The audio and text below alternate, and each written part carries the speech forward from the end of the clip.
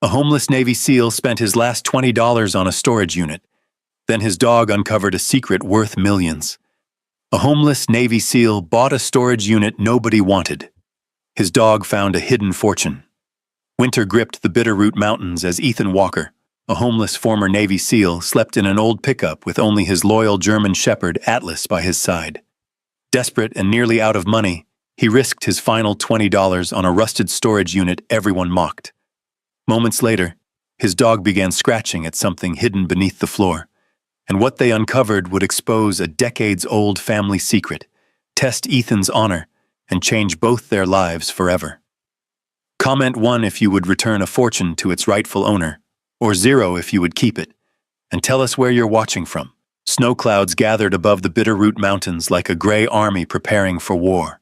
The wind carried the sharp bite of approaching winter across the valleys of western Montana, rattling bare branches and sweeping dust along the forgotten roads outside the small town of Hamilton. In a gravel lot beside an abandoned lumberyard, an aging blue pickup truck sat alone beneath a flickering street lamp.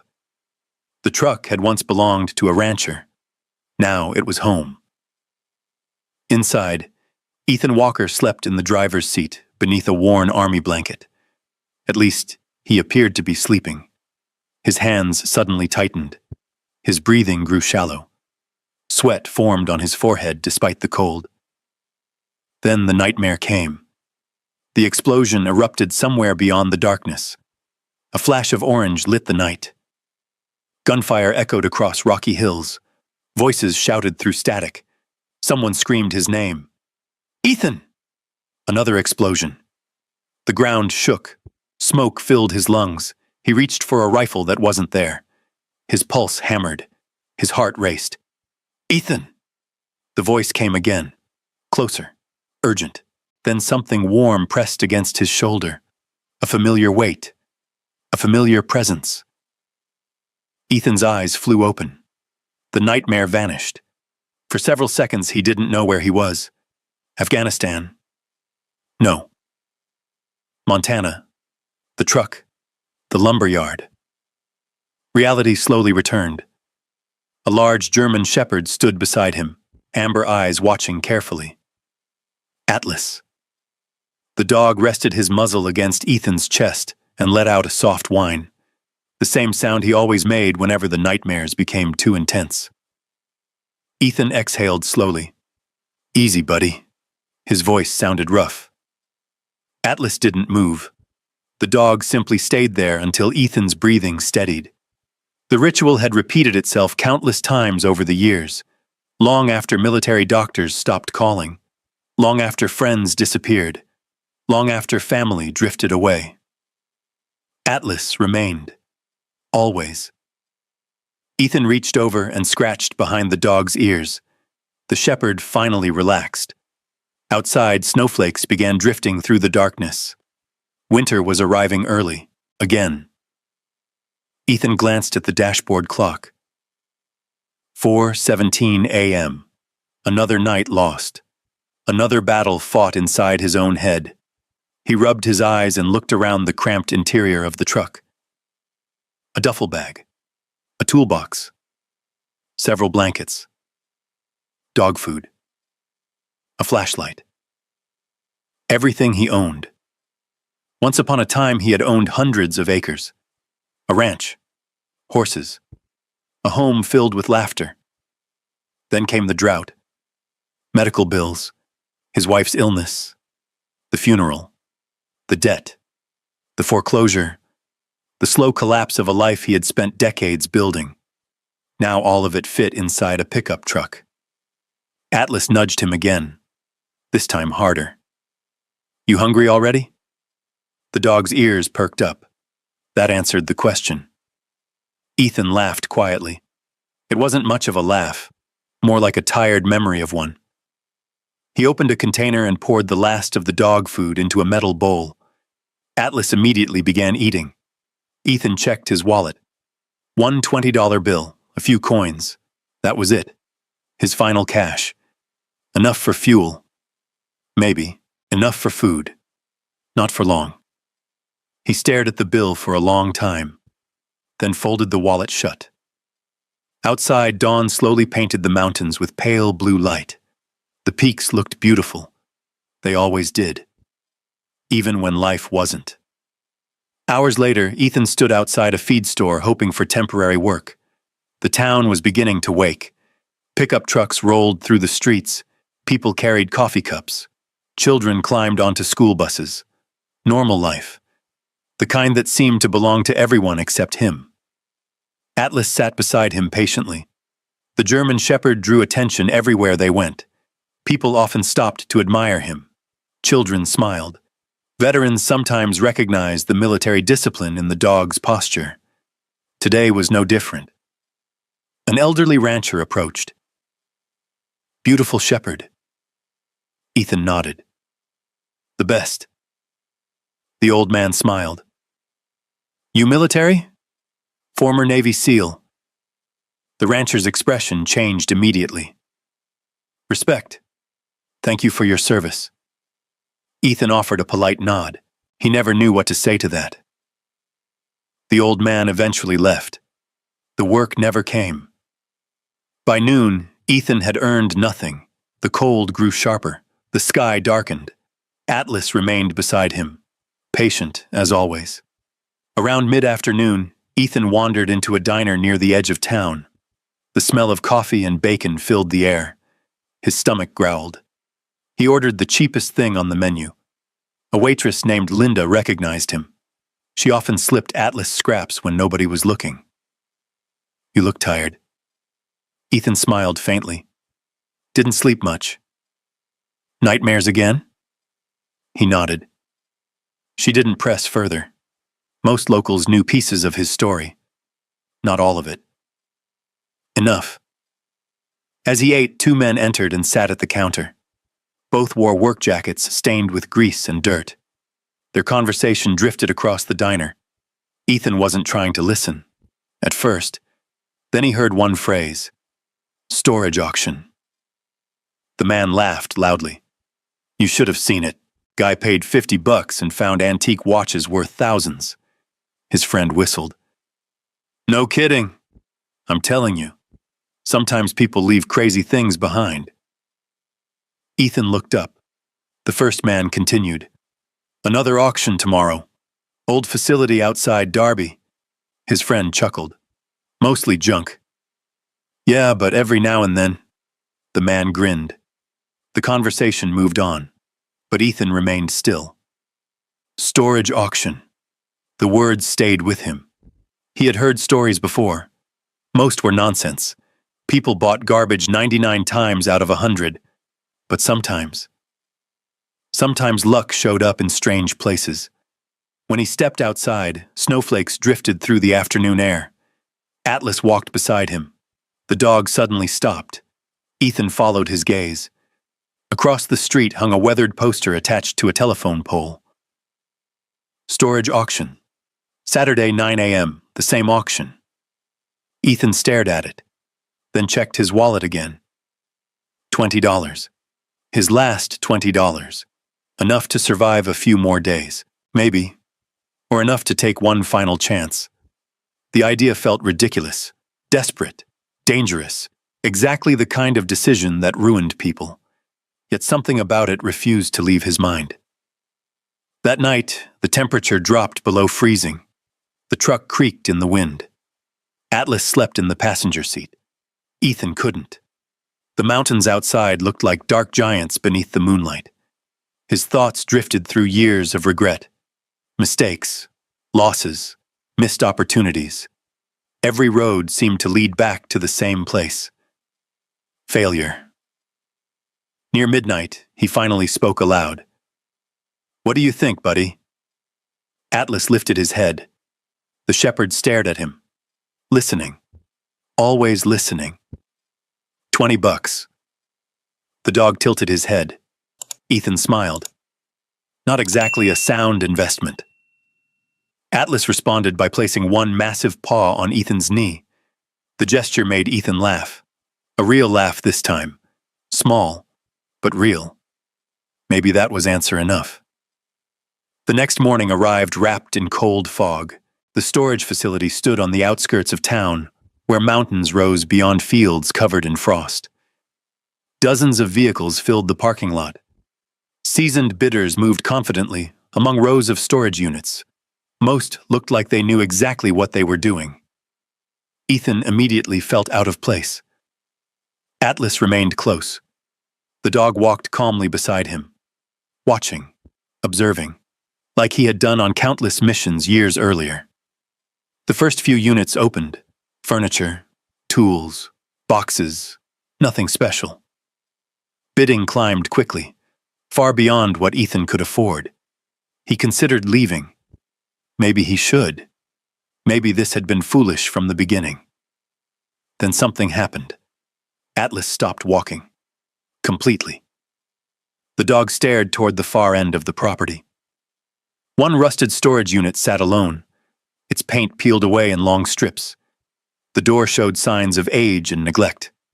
Nobody paid much attention to it. Atlas refused to move. His ears stood forward. Every muscle tightened. His focus became absolute. Ethan felt a strange sensation crawl up his spine, because Atlas only looked like that when something mattered, something important.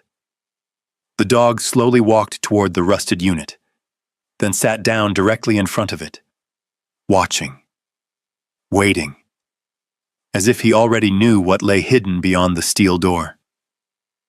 Ethan stared at the forgotten container, and for the first time in a very long while, hope stirred, small, fragile, dangerous, but alive. The auctioneer's voice echoed across the lot as people gathered around the rusted unit. Nobody noticed the homeless veteran. Nobody noticed the dog. Yet Atlas never took his eyes off the container. And somewhere deep inside Ethan Walker, a feeling he could not explain whispered that this forgotten storage unit was about to change everything. Forever. The wind swept across the storage yard, carrying tiny crystals of snow that danced through the cold Montana air. Dozens of bidders gathered around the rusted container. Most of them barely glanced at it. The unit sat at the end of the row like an unwanted relic from another era. Its faded metal walls were stained with rust. One corner had been dented years ago and never repaired. The number painted on the door had nearly disappeared beneath decades of weather. Atlas remained seated directly in front of it, motionless, focused, watching. The German shepherd's posture instantly caught Ethan's attention. He had seen that posture before. Not here, not in Montana, but in places far more dangerous. Places where a single moment of awareness could mean the difference between life and death. Atlas only became this focused when something mattered, something hidden, something unusual. The auctioneer walked toward the unit while checking paperwork clipped to a board. His voice boomed across the yard. Unit 37. Several experienced bidders exchanged bored looks. One man yawned, another laughed. A woman carrying a bidding paddle glanced inside and immediately looked away. The large steel door rattled as an employee unlocked it. The crowd stepped forward. The door rolled upward with a grinding, metallic groan. Dust floated through the air. For a moment, nobody spoke. Then came the laughter. Inside sat what appeared to be nothing more than decades of junk. A broken wooden dresser leaned against one wall. Several rusted farm tools lay scattered across the concrete floor. Old cardboard boxes sagged beneath water damage. A cracked lamp rested upside down on a pile of stained blankets. One corner contained warped furniture, covered by a thick layer of dust. It looked worthless. Completely worthless. The crowd quickly lost interest. That's garbage. Nothing in there. Waste of money. The comments spread through the group. Ethan silently studied the contents. At first glance, he agreed. The unit looked abandoned, forgotten, dead. But Atlas didn't move. The dog remained locked onto the container. His ears stood forward. His eyes never blinked. A strange feeling stirred inside Ethan. Nearby, a large black pickup truck pulled into an open space. A tall man stepped out. Expensive boots, expensive coat, confident smile. Several bidders immediately greeted him. Wade. Morning, Wade. Good to see you. Ethan recognized the name. Wade Mercer, one of the wealthiest businessmen in the county. He owned several construction companies, rental properties, and investment firms. People respected him, or feared him, depending on who you asked. Wade casually approached the crowd. The moment he saw Ethan standing beside Atlas, a faint smirk appeared on his face. His eyes moved from Ethan's worn jacket to the aging pickup truck visible beyond the fence, then to Atlas, finally back to Ethan. Wade chuckled. Well, look at that. Several people turned. Wade folded his arms. Looks like we've got some new competition. A few bidders laughed. Ethan remained silent. Years of military service had taught him when words weren't worth wasting. Wade stepped closer. You planning to bid on this beauty? More laughter. Someone shook their head. Another bidder muttered something about burning the whole unit down. Wade gestured toward the cluttered interior. I'd pay someone to haul it away. The crowd laughed again. Atlas let out a low growl. Not loud, barely audible, but Ethan felt it. Wade noticed too. His smile faded slightly.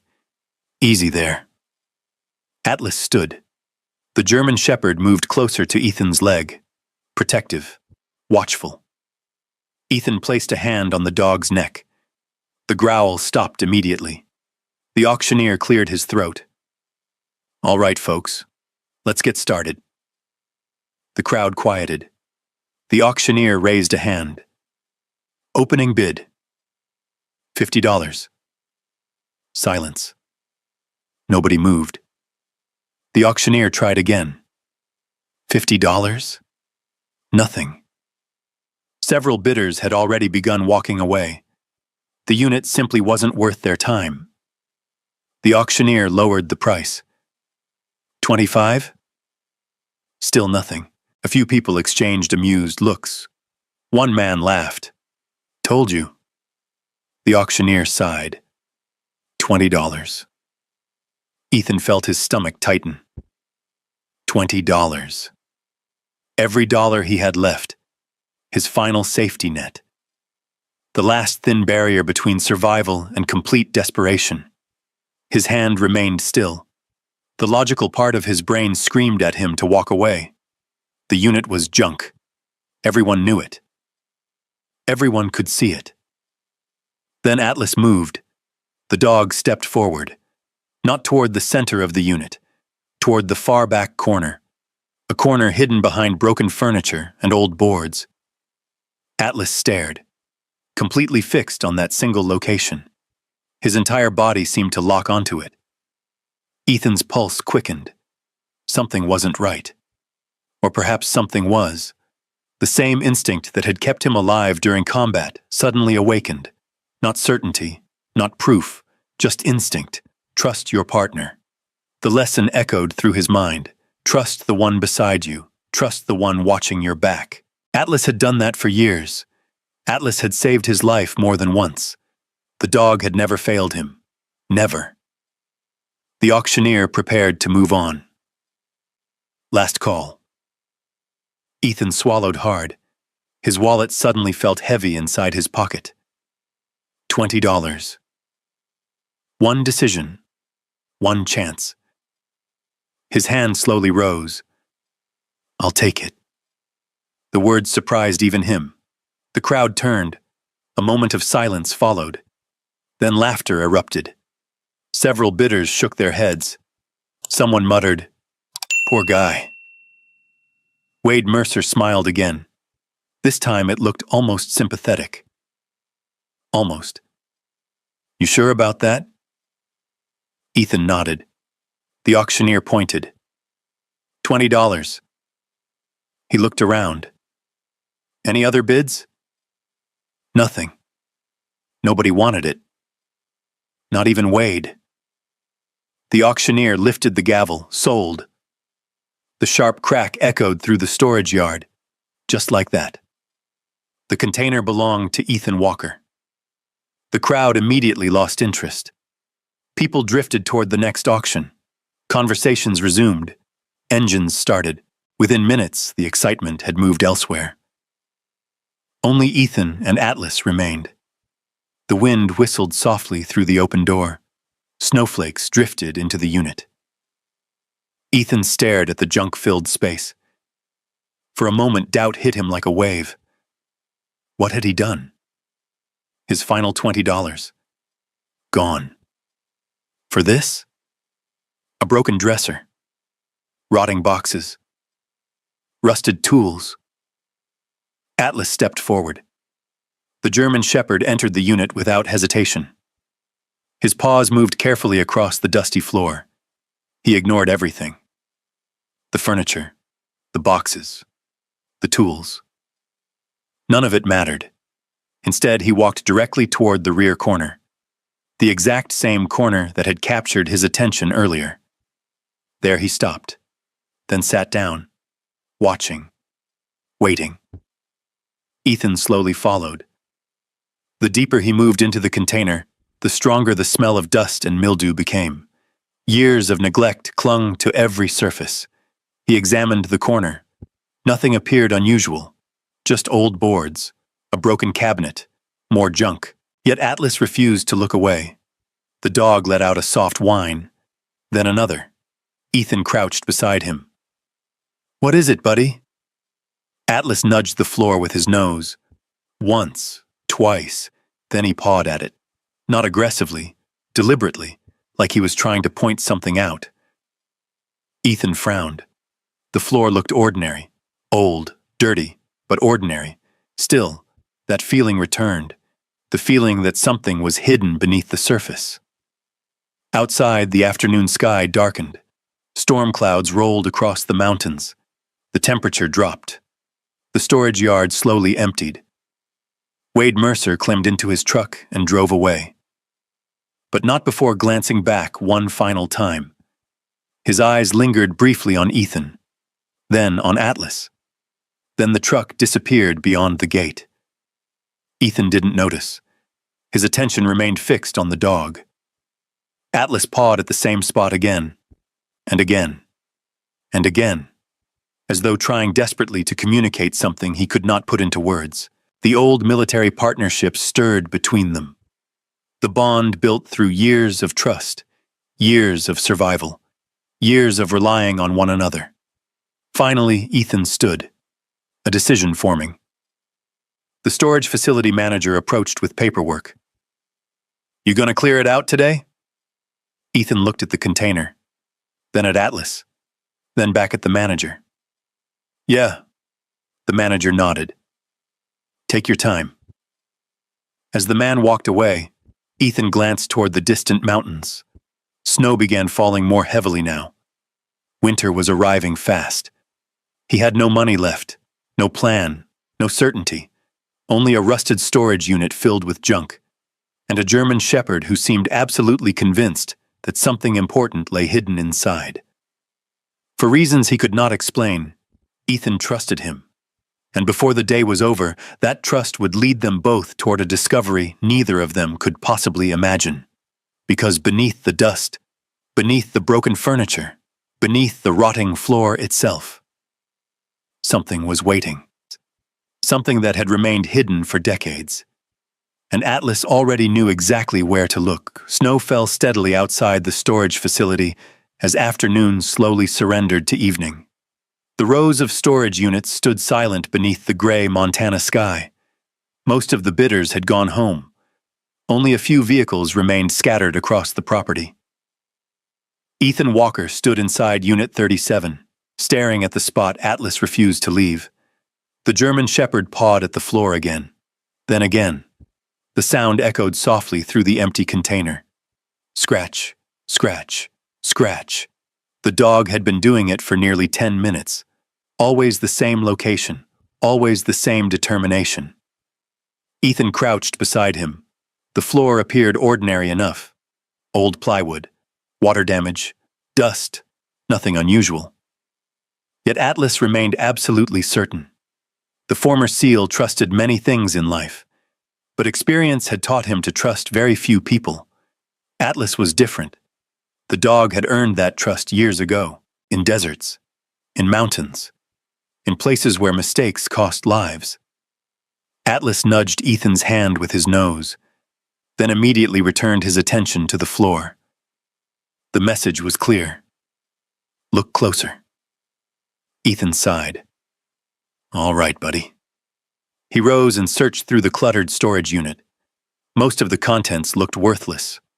Broken furniture, rusted tools, collapsed boxes. But eventually he found an old crowbar leaning behind a cabinet. The metal was covered in rust.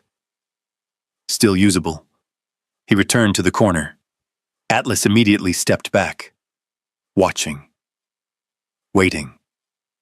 Ethan drove the tip of the crowbar beneath one damaged floorboard. The wood resisted at first, then cracked. A sharp sound echoed through the container. He pulled harder. The board splintered and lifted. Dust exploded into the air. Atlas sneezed. Ethan smiled despite himself.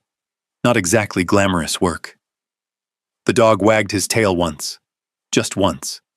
Enough to show approval.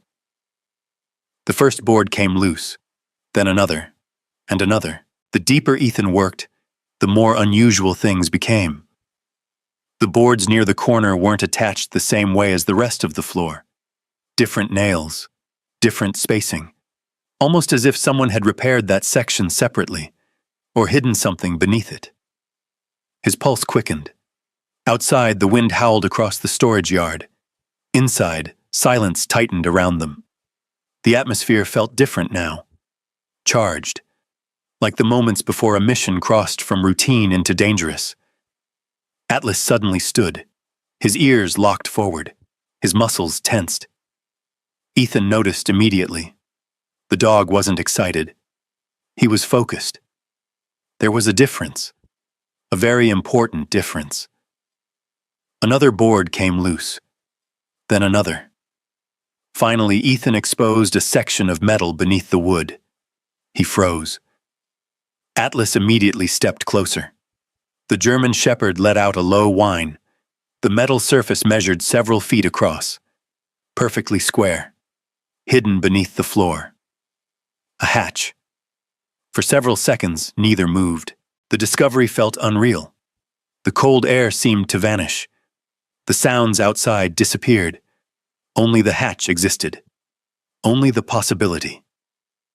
Ethan slowly brushed away years of dust. The steel surface emerged fully into view. Heavy. Solid. Deliberately concealed. His heartbeat thundered inside his chest. Who would build something like this beneath a storage unit floor? And why? Atlas sat beside him, watching every movement.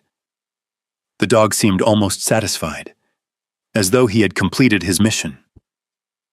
Ethan found a recessed handle hidden beneath dirt and rust. He wrapped both hands around it. Pulled.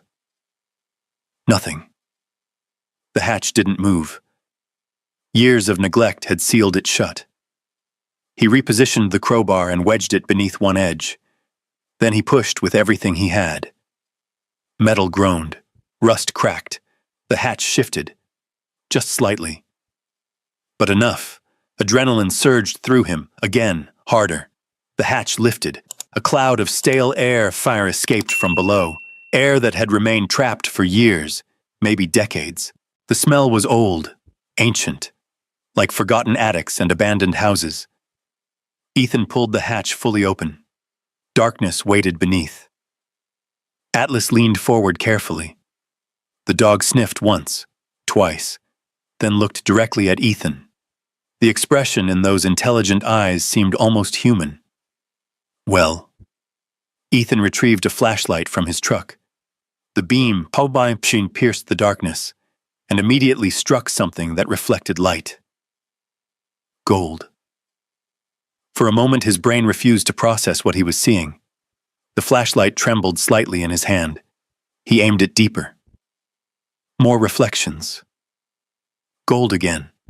Silver. Polished surfaces. Shapes. Objects. Treasure. Actual treasure. Oh my God. The words escaped before he could stop them. Atlas watched silently. Ethan climbed carefully into the hidden compartment. His boots touched concrete. The chamber was larger than expected, nearly 6 feet deep, completely concealed beneath the floor. Several wooden crates sat stacked against one wall, old but intact. A layer of dust covered everything, untouched, forgotten, waiting. His hands shook, years of hardship, years of loss, years of barely surviving. And now this. The first crate opened with surprising ease. Inside rested dozens of gold coins arranged in cloth bags. The beam of his flashlight danced across them. Golden surfaces glimmered beneath decades of dust. Real, heavy, valuable. Ethan picked one up. Cold metal touched his fingers. His breath caught. The coin looked old, very old, the kind collectors paid fortunes to own. His pulse raced. The second crate contained silver artifacts, goblets, decorative pieces, intricately crafted objects from another era. The third crate revealed antique jewelry, necklaces, bracelets, rings, gemstones sparkled beneath layers of dust. Even in the dim light, they looked extraordinary. Each discovery felt more unbelievable than the last. Atlas remained above, watching from the edge of the hatch, never leaving Ethan's side. The dog occasionally whined softly, not from fear, not from excitement. Something else. Something Ethan couldn't quite understand. Then he opened another crate. Inside were paintings, carefully wrapped, protected, preserved.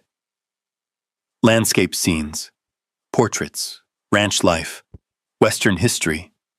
The quality appeared remarkable, potentially priceless. Ethan sat back against the wall, overwhelmed. The hidden chamber stretched around him like a forgotten vault. Treasure surrounded him on every side. Enough wealth to change a life, perhaps several lives. For a moment he closed his eyes, and another image appeared. Not treasure, not gold. His late wife, Sarah, smiling, laughing, standing on the porch of their ranch years ago. The memory struck hard, painfully. If only she could see this. If only she had lived long enough. The thought cut deeper than expected. Atlas immediately climbed down into the chamber. The shepherd approached quietly, then rested his head against Ethan's shoulder. The familiar gesture shattered the loneliness. Ethan wrapped one arm around the dog. For several moments, neither moved. The hidden fortune faded into the background. What mattered was the simple reminder that he wasn't alone. Not entirely. Eventually, Ethan stood again. More crates remained unopened. He moved toward the largest one. The lid creaked as it lifted. This time, no gold waited inside. No silver. No jewelry. Instead, rows of leather-bound journals filled the crate. Dozens of them, carefully preserved, stacked with precision. Beside them sat sealed envelopes, bundles of documents, maps, letters, records. Atlas immediately reacted. The dog stood, alert, interested. More interested than he had been in the treasure itself. Ethan noticed. That struck him as strange, very strange. The dog ignored the gold, ignored the jewelry, ignored the silver. But these journals? Atlas couldn't stop staring at them. Ethan picked one up. The leather cover felt worn, old, handcrafted. Dust drifted from the spine. Inside the cover, a name had been written in elegant handwriting decades earlier. The ink had faded, but remained readable. Ethan studied it carefully. A family name, one he didn't recognize. Beneath it appeared a date. His pulse quickened again. This wasn't simply treasure. This was history, a story, a mystery. Someone had hidden all of this, deliberately. Someone wealthy, Someone careful. Someone who clearly never returned. Outside, darkness settled across the mountains. Snow continued falling. Inside the hidden chamber, Ethan sat surrounded by enough wealth to change his life forever. Yet the treasure no longer seemed like the most important discovery.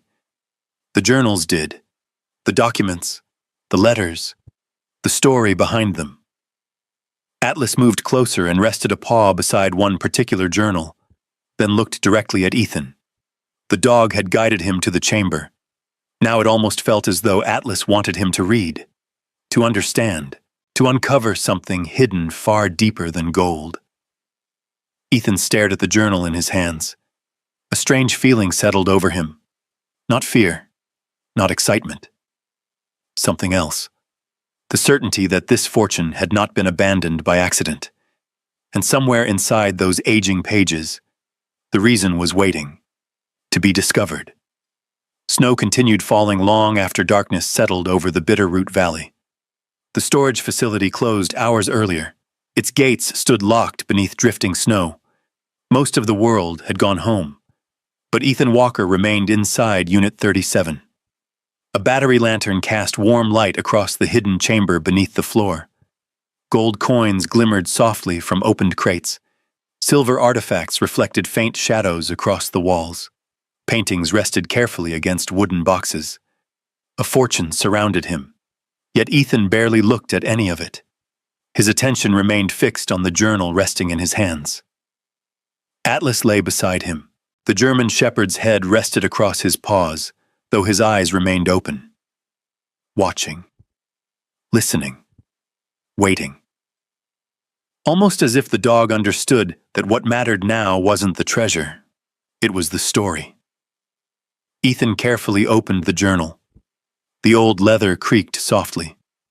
Dust drifted from the pages.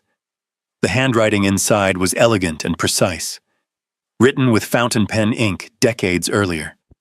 The first entry was dated June 1947. He began reading. The words transported him into another world, a world of ranches stretching across thousands of acres, a world of cattle drives, mountain land, family legacy, pride, responsibility. The writer described endless valleys beneath Montana skies, horseback rides at dawn, family gatherings inside a massive ranch house, children laughing, workers moving cattle across open fields. At first, the entries seemed ordinary, the memories of a prosperous ranching family. But gradually, the tone changed, subtle at first, then unmistakable. The writer began mentioning disagreements, arguments, disputes over land, disputes over inheritance, brothers who no longer trusted one another, family members who accused each other of greed. The further Ethan read, the darker the story became. Outside, the wind rattled the walls of the storage unit. Inside, silence deepened. Atlas slowly lifted his head. The dog stared at Ethan as another page turned. A name appeared repeatedly throughout the journal. Holloway. Then another. Holloway Ranch. Holloway Holdings. Holloway Family Trust. Ethan frowned. The name meant nothing to him. Yet it clearly meant everything to the people who wrote these pages.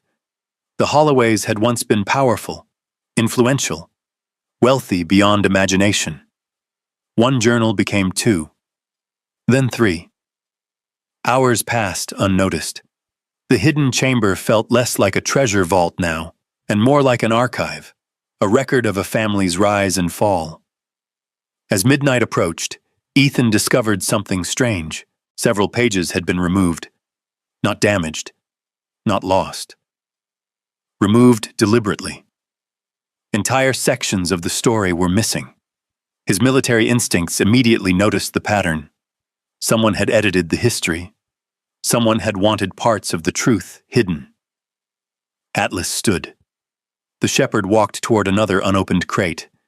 He stopped beside it, then glanced back. Ethan noticed. A smile appeared. "You've got another lead for me?" Atlas wagged his tail once. That was enough. Ethan moved toward the crate. Inside rested dozens of sealed envelopes, carefully organized, each labeled with dates, some nearly 70 years old. The first letter revealed another piece of the puzzle. The Holloway family had controlled enormous amounts of land throughout western Montana. Thousands of acres, timber rights, mining rights, cattle operations. The value would have been staggering. The second letter contained legal disputes. The third described lawsuits. Then came accusations, betrayal, fraud, the collapse of trust. The deeper Ethan dug, the more troubling the story became. Eventually, he found one letter that immediately caught his attention. Its paper had yellowed with age. The envelope bore a red wax seal. Inside, a handwritten note described a hidden trust, a secret trust, one that had supposedly been established to protect family assets until a rightful heir could be identified.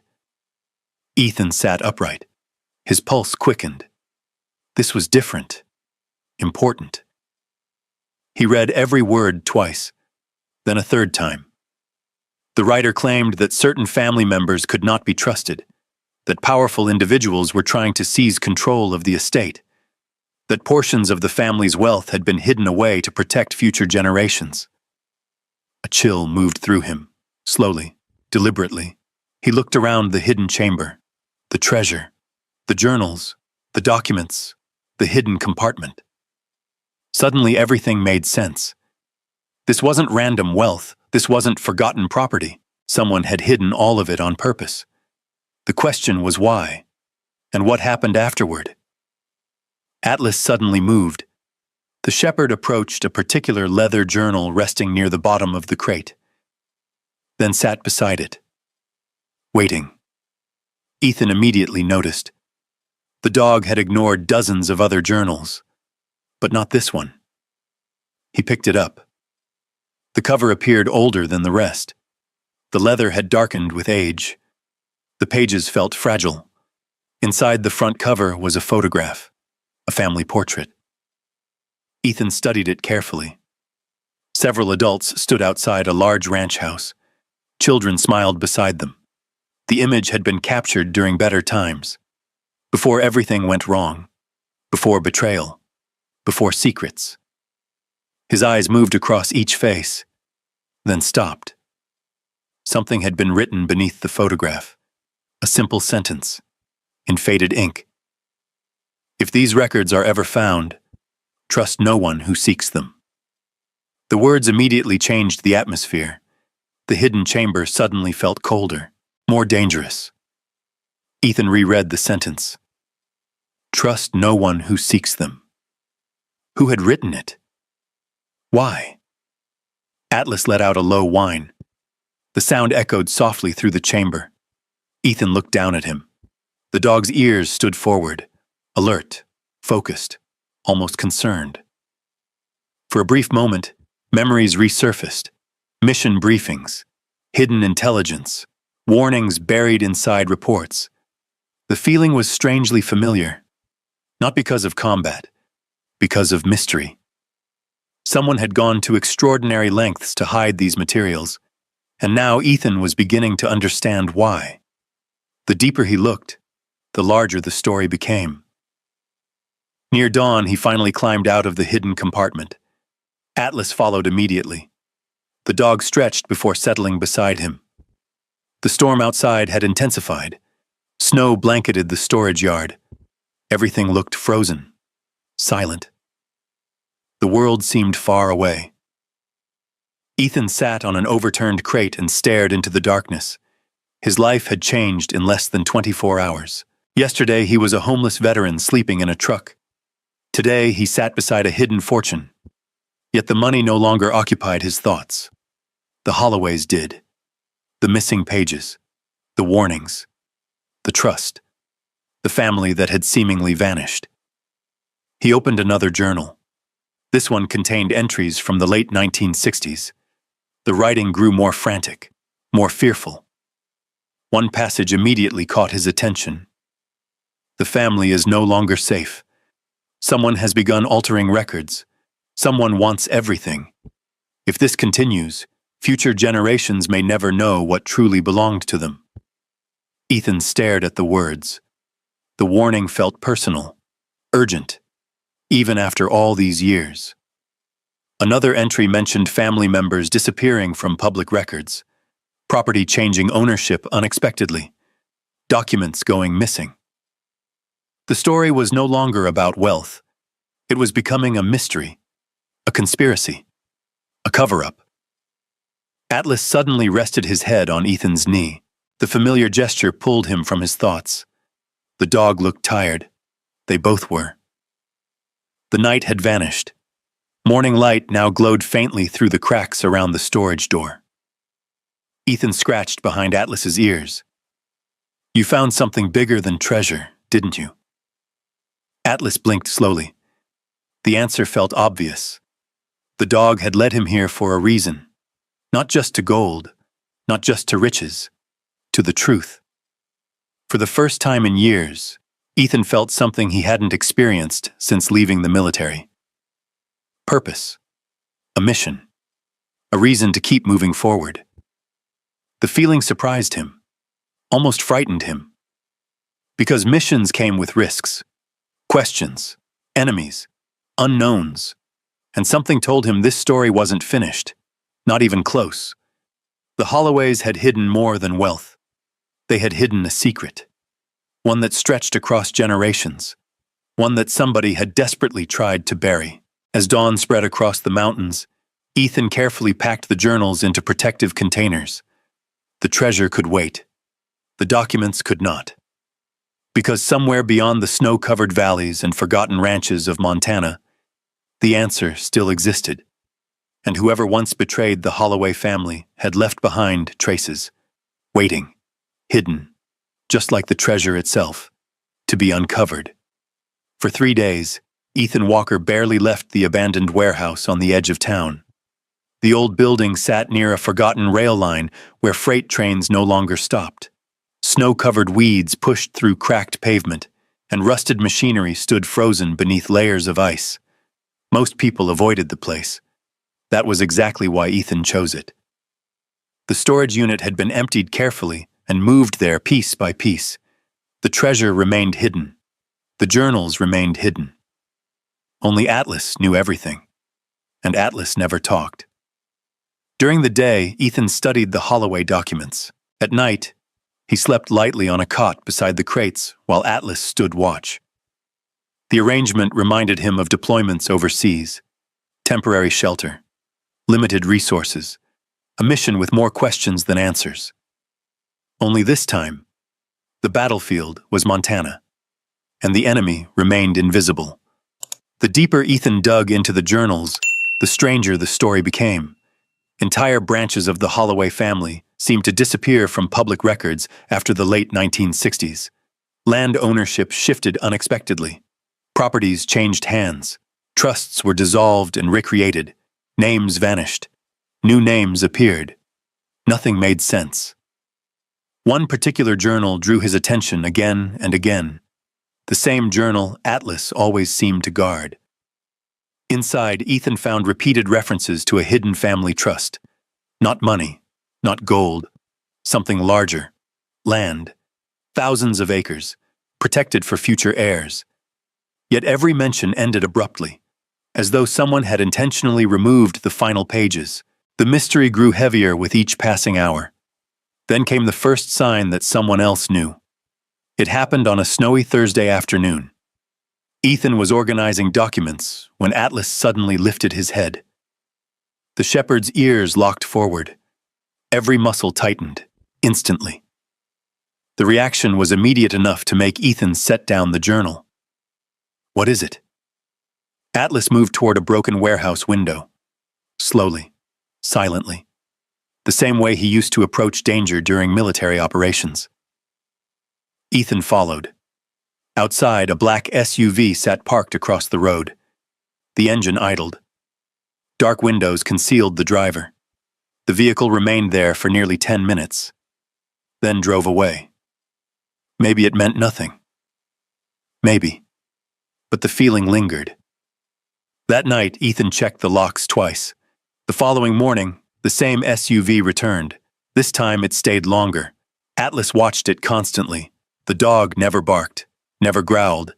He simply observed. The behavior worried Ethan more than aggression would have. Atlas only remained quiet when he was assessing a situation, studying it, evaluating it, like a professional. The next afternoon, Ethan drove into town for supplies. His remaining money was nearly gone. The discovery had changed everything, yet somehow it had changed nothing. He was still homeless, still living day to day, still wondering how he would survive winter. Only now he carried secrets worth fortunes. As he entered a small grocery store, a familiar voice called out, "Ethan." He turned. Wade Mercer stood beside a display of canned goods, perfectly dressed, perfectly groomed, smiling. The businessman appeared relaxed, friendly. Yet something about him felt different now, calculated, measured, like every word had been rehearsed. "Ethan," Wade repeated warmly. "Heard you bought that storage unit." News traveled fast in small towns. Ethan nodded. "Something like that." Wade smiled. "Find anything interesting?" The question sounded casual. Too casual. Ethan shrugged. "Mostly junk." For a brief moment, disappointment flashed across Wade's face, then vanished. "That's unfortunate." The two men stood in silence. Atlas remained beside Ethan, watching, waiting. Wade glanced at the dog. "Still have that shepherd?" Ethan scratched Atlas behind the ears. "He stays. I can see that." The smile returned. "But if you happen to come across old documents, journals, records, things like that." He paused. Carefully. "As an investor, I collect historical materials." Ethan felt a warning bell ring somewhere deep inside him. There it was.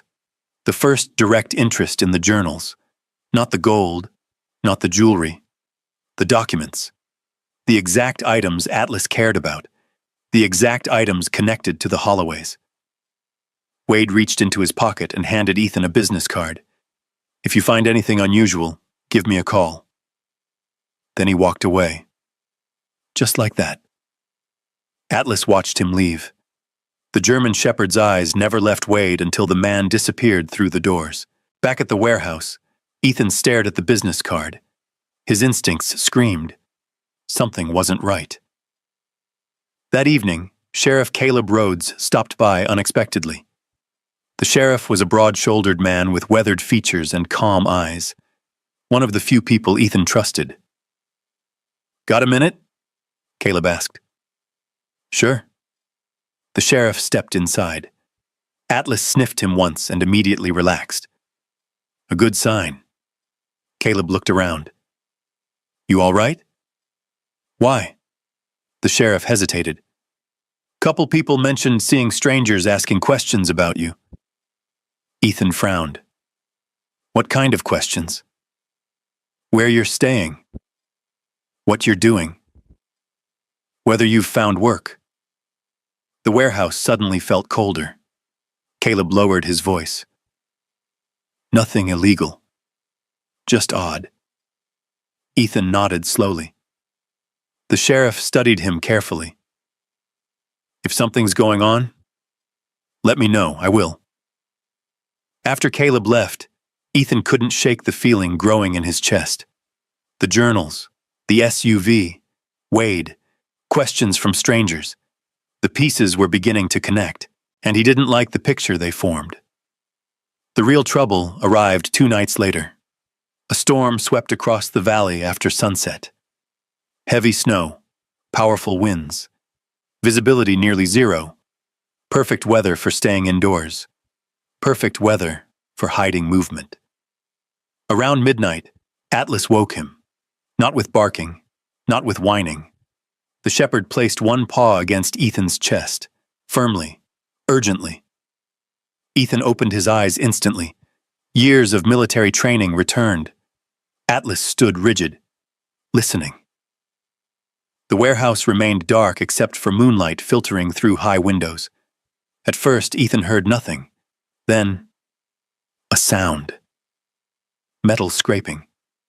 Very faint. Near the rear entrance. Someone was outside.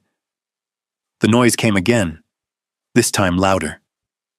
Atlas moved toward the darkness, silent, focused. Ethan grabbed a flashlight. His pulse quickened. The storm howled outside. Snow struck the building like handfuls of gravel. Then came another sound. A door. Opening. Very slowly. Someone had entered the warehouse. Atlas growled. Low. Deep. Dangerous. The sound rolled through the darkness. A warning. The figure froze. Ethan couldn't make out details. Only movement.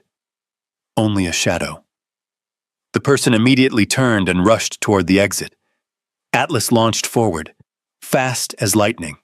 The shepherd crossed the warehouse floor in seconds. A crash echoed through the darkness. The intruder stumbled, then disappeared through the storm. By the time Ethan reached the doorway, visibility had vanished completely. Nothing remained except blowing snow. And silence. Atlas returned moments later, but something was wrong. Very wrong. The shepherd moved slower than usual. Ethan aimed the flashlight downward. His stomach dropped. Blood stained Atlas's fur, bright red against gray and black. The dog had been injured. A cut along his shoulder. Not deep enough to be life-threatening, but serious. Very serious. Atlas had protected him. Again. Just as he had done countless times before, the German shepherd sat beside him despite the pain. Loyal. Steady. Unshaken. Ethan knelt immediately. His hands trembled as he examined the wound. Old memories flooded back. Battlefields, medics, friends who never came home. The familiar fear tightened around his chest. No, buddy. Atlas pressed his head against Ethan's shoulder, as if comforting him. Not the other way around. The realization nearly broke his heart. Outside, the storm continued to rage. Inside the warehouse, Ethan wrapped the wound as carefully as he could. But one thing had become painfully clear. Someone had broken into the warehouse. Someone had come searching. Not for money. Not for gold. For something else. Something hidden inside the Holloway records. And whoever it was had been willing to risk everything to get it. As Atlas rested beside him, Ethan looked toward the crates filled with journals. The mystery was no longer buried in the past. The past had started fighting back, and for the first time since discovering the treasure, Ethan realized they might be in far more danger than he ever imagined. The storm still raged outside when he finished wrapping Atlas's shoulder. Snow slammed against the warehouse walls. Wind howled through cracks in the aging structure. But Ethan barely noticed. His entire focus remained on the German shepherd lying beside him. Blood stained the bandages, not heavily, but enough. Enough to awaken fears he had spent years trying to bury. Atlas rested his head on Ethan's boot. Calm. Trusting. As if nothing had happened. As if being injured while protecting his partner was simply another part of the job. The sight broke Ethan's heart. You're supposed to be retired, buddy. His voice cracked. Atlas blinked slowly. The shepherd's amber eyes remained fixed on him. Steady. Faithful. The same eyes that had watched over him during countless deployments. The same eyes that had helped pull him through the darkest moments of his life. Outside, thunder rolled across the mountains. Ethan made a decision. They couldn't stay here. Not tonight. Not with Atlas injured. Not with strangers searching for the journals. He carefully loaded the most important documents into waterproof containers. The treasure remained hidden beneath tarps and crates. The journals came with him.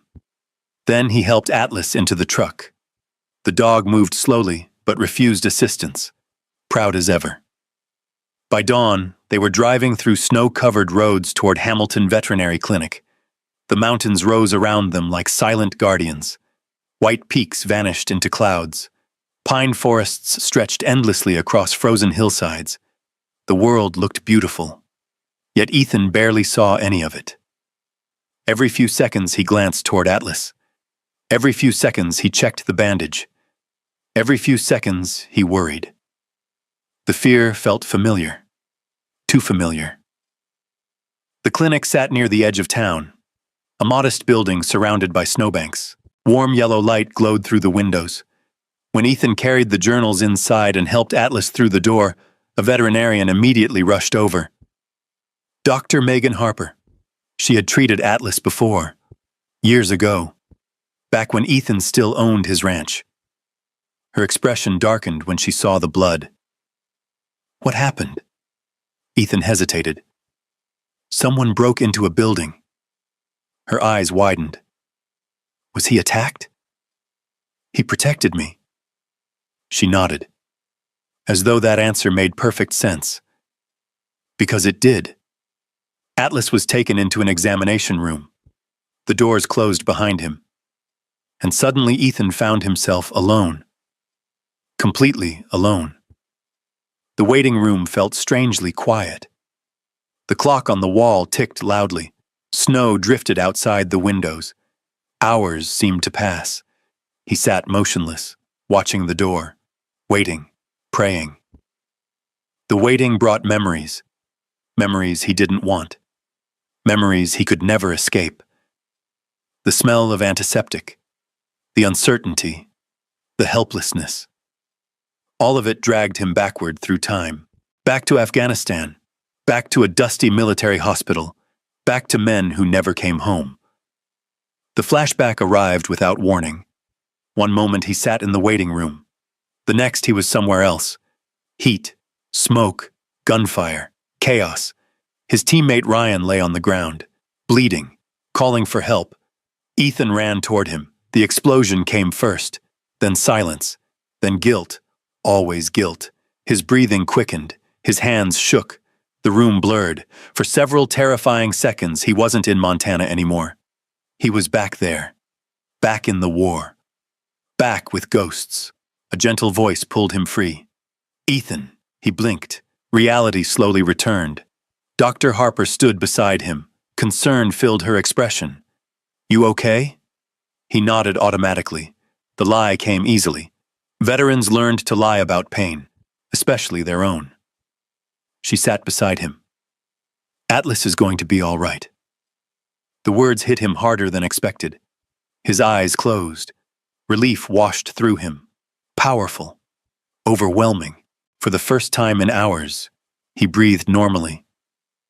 The wound missed anything critical. She smiled. A few stitches. Antibiotics. Rest. Ethan looked away, embarrassed by the emotion threatening to surface. Dr. Harper noticed anyway. That dog means a lot to you. Ethan laughed quietly. More than most people. She nodded. Understanding. No judgment. Just understanding. Hours later, Atlas emerged from treatment. His shoulder had been shaved around the wound. Fresh stitches ran beneath clean bandages. The shepherd looked annoyed more than injured. The sight made Ethan smile. Atlas immediately walked toward him. Slowly, carefully, then rested his head against Ethan's chest. The simple gesture nearly broke him, because for one terrible night, he had imagined losing him. The possibility had felt unbearable. The drive back was quiet. Snow continued falling. Atlas slept in the passenger seat. For the first time in years, Ethan allowed himself to admit a truth he rarely spoke aloud. Without Atlas, he wasn't sure he would have survived. Not the war, not the nightmares, not the loneliness that followed. After Sarah died, Atlas became the only constant in his life, the only living creature who remained, the only witness to everything. The dog had seen him at his worst, the panic attacks, the sleepless nights, the grief, the hopelessness. And through all of it, Atlas stayed, never asking questions, never demanding explanations, simply staying. That evening, Ethan rented a small cabin outside town using some emergency funds from a veterans assistance program. The warehouse no longer felt safe. The cabin sat near a frozen creek beneath towering pines. Remote, quiet, protected. The perfect place for Atlas to recover. A fire crackled inside the stone fireplace. Warmth filled the room. Outside, snow blanketed the wilderness. Inside, peace slowly returned. Atlas slept near the hearth. The glow of firelight danced across his fur. Ethan sat nearby reading through another Holloway journal. Yet his attention kept drifting back to the dog. Every breath, every movement, every reassuring sign that Atlas remained alive. Near midnight, the nightmares returned. This time they came harder, stronger, more vivid. He saw Ryan again, saw the explosion, saw faces of men who never returned home. He woke with a gasp, heart pounding, sweat covering his skin. The room was dark. The fire had burned low. For several seconds, panic ruled him. Then Atlas appeared. The shepherd rose despite his injury, slowly crossed the room, and placed his head in Ethan's lap, just like he always had, just like he always would. The panic faded. The shaking stopped. The nightmare loosened its grip. Ethan rested a hand on Atlas's neck. Neither moved for a long time. Outside, snow drifted through moonlight. Inside, silence settled over the cabin. The kind of silence that heals instead of hurts. For the first time since discovering the treasure, Ethan allowed himself to rest. Not because the mystery was solved, not because danger had passed. Neither was true. The questions remained. The journals remained. The people searching for them remained. But Atlas remained too. And somehow that made all the difference.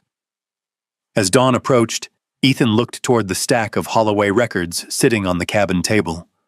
Somewhere inside those documents lay answers. Somewhere inside waited the truth behind the hidden fortune. Yet another realization had become equally clear. The treasure mattered. The mystery mattered.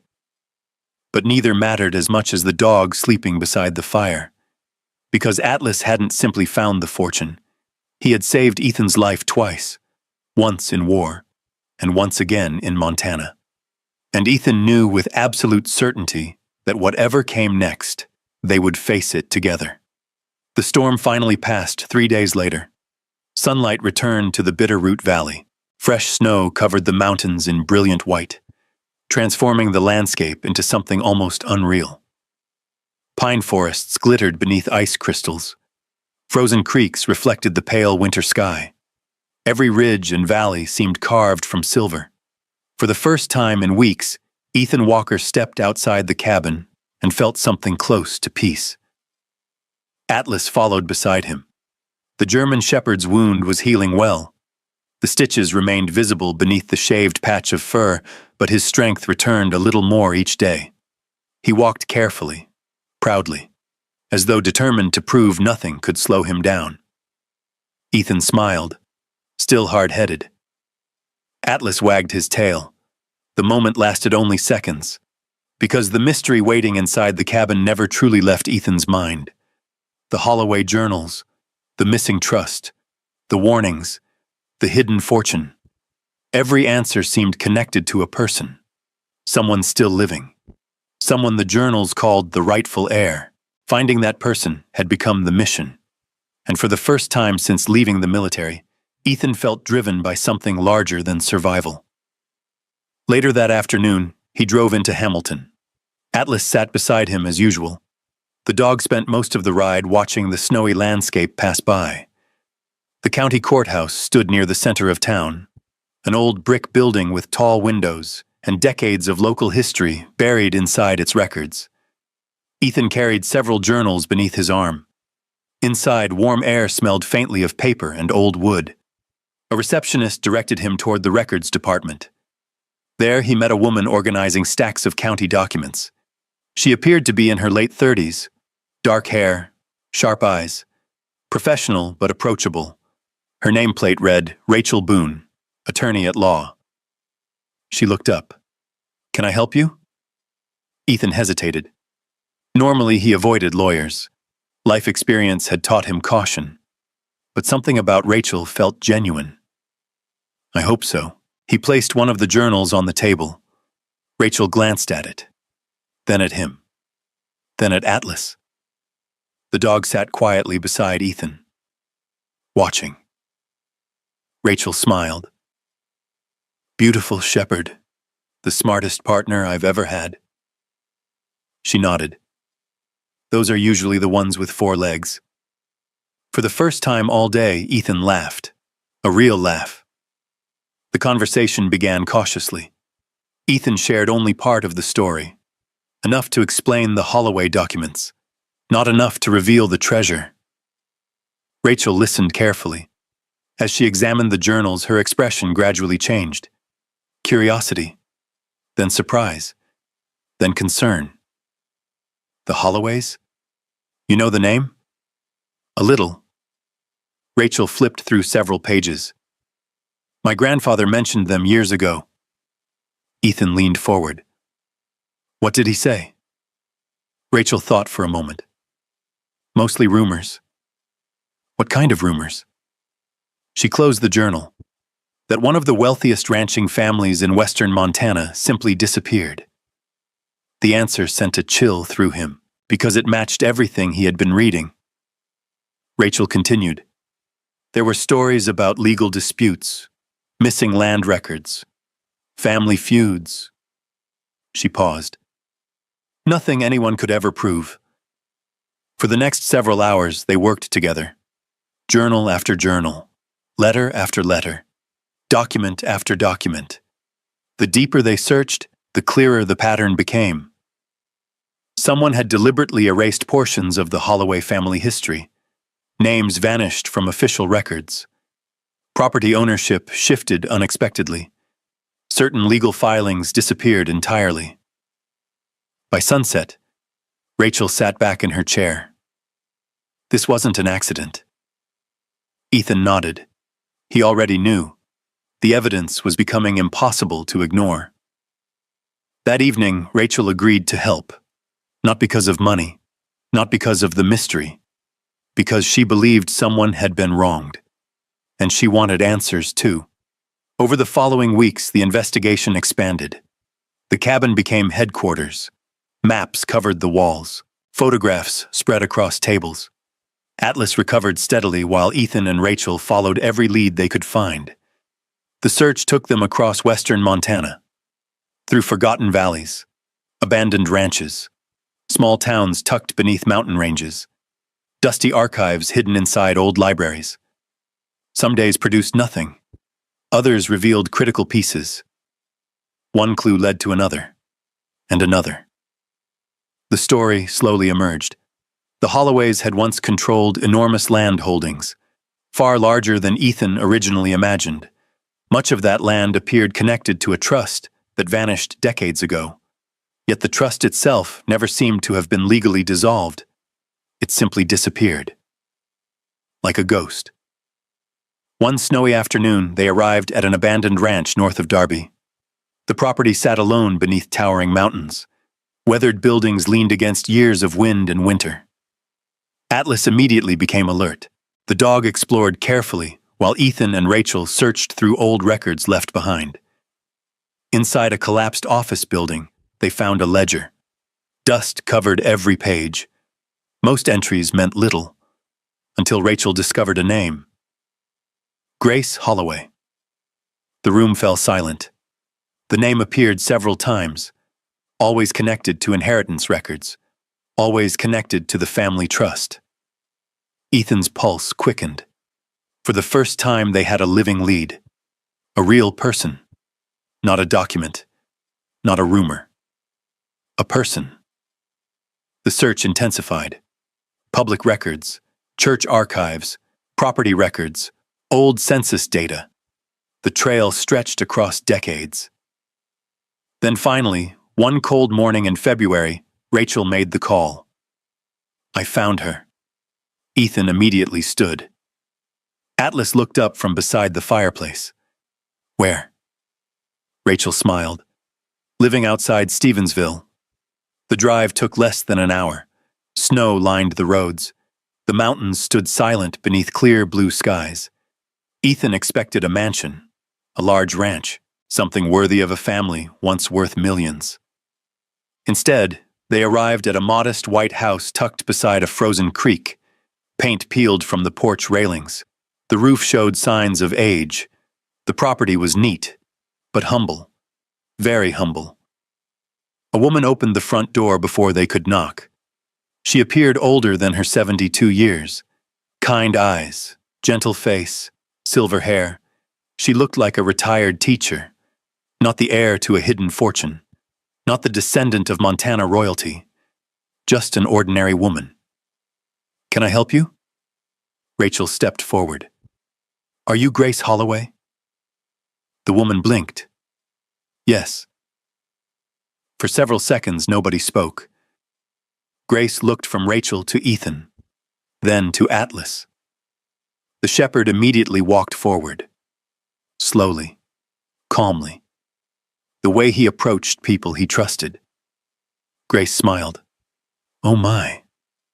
Atlas sat beside her, as if they had known each other forever.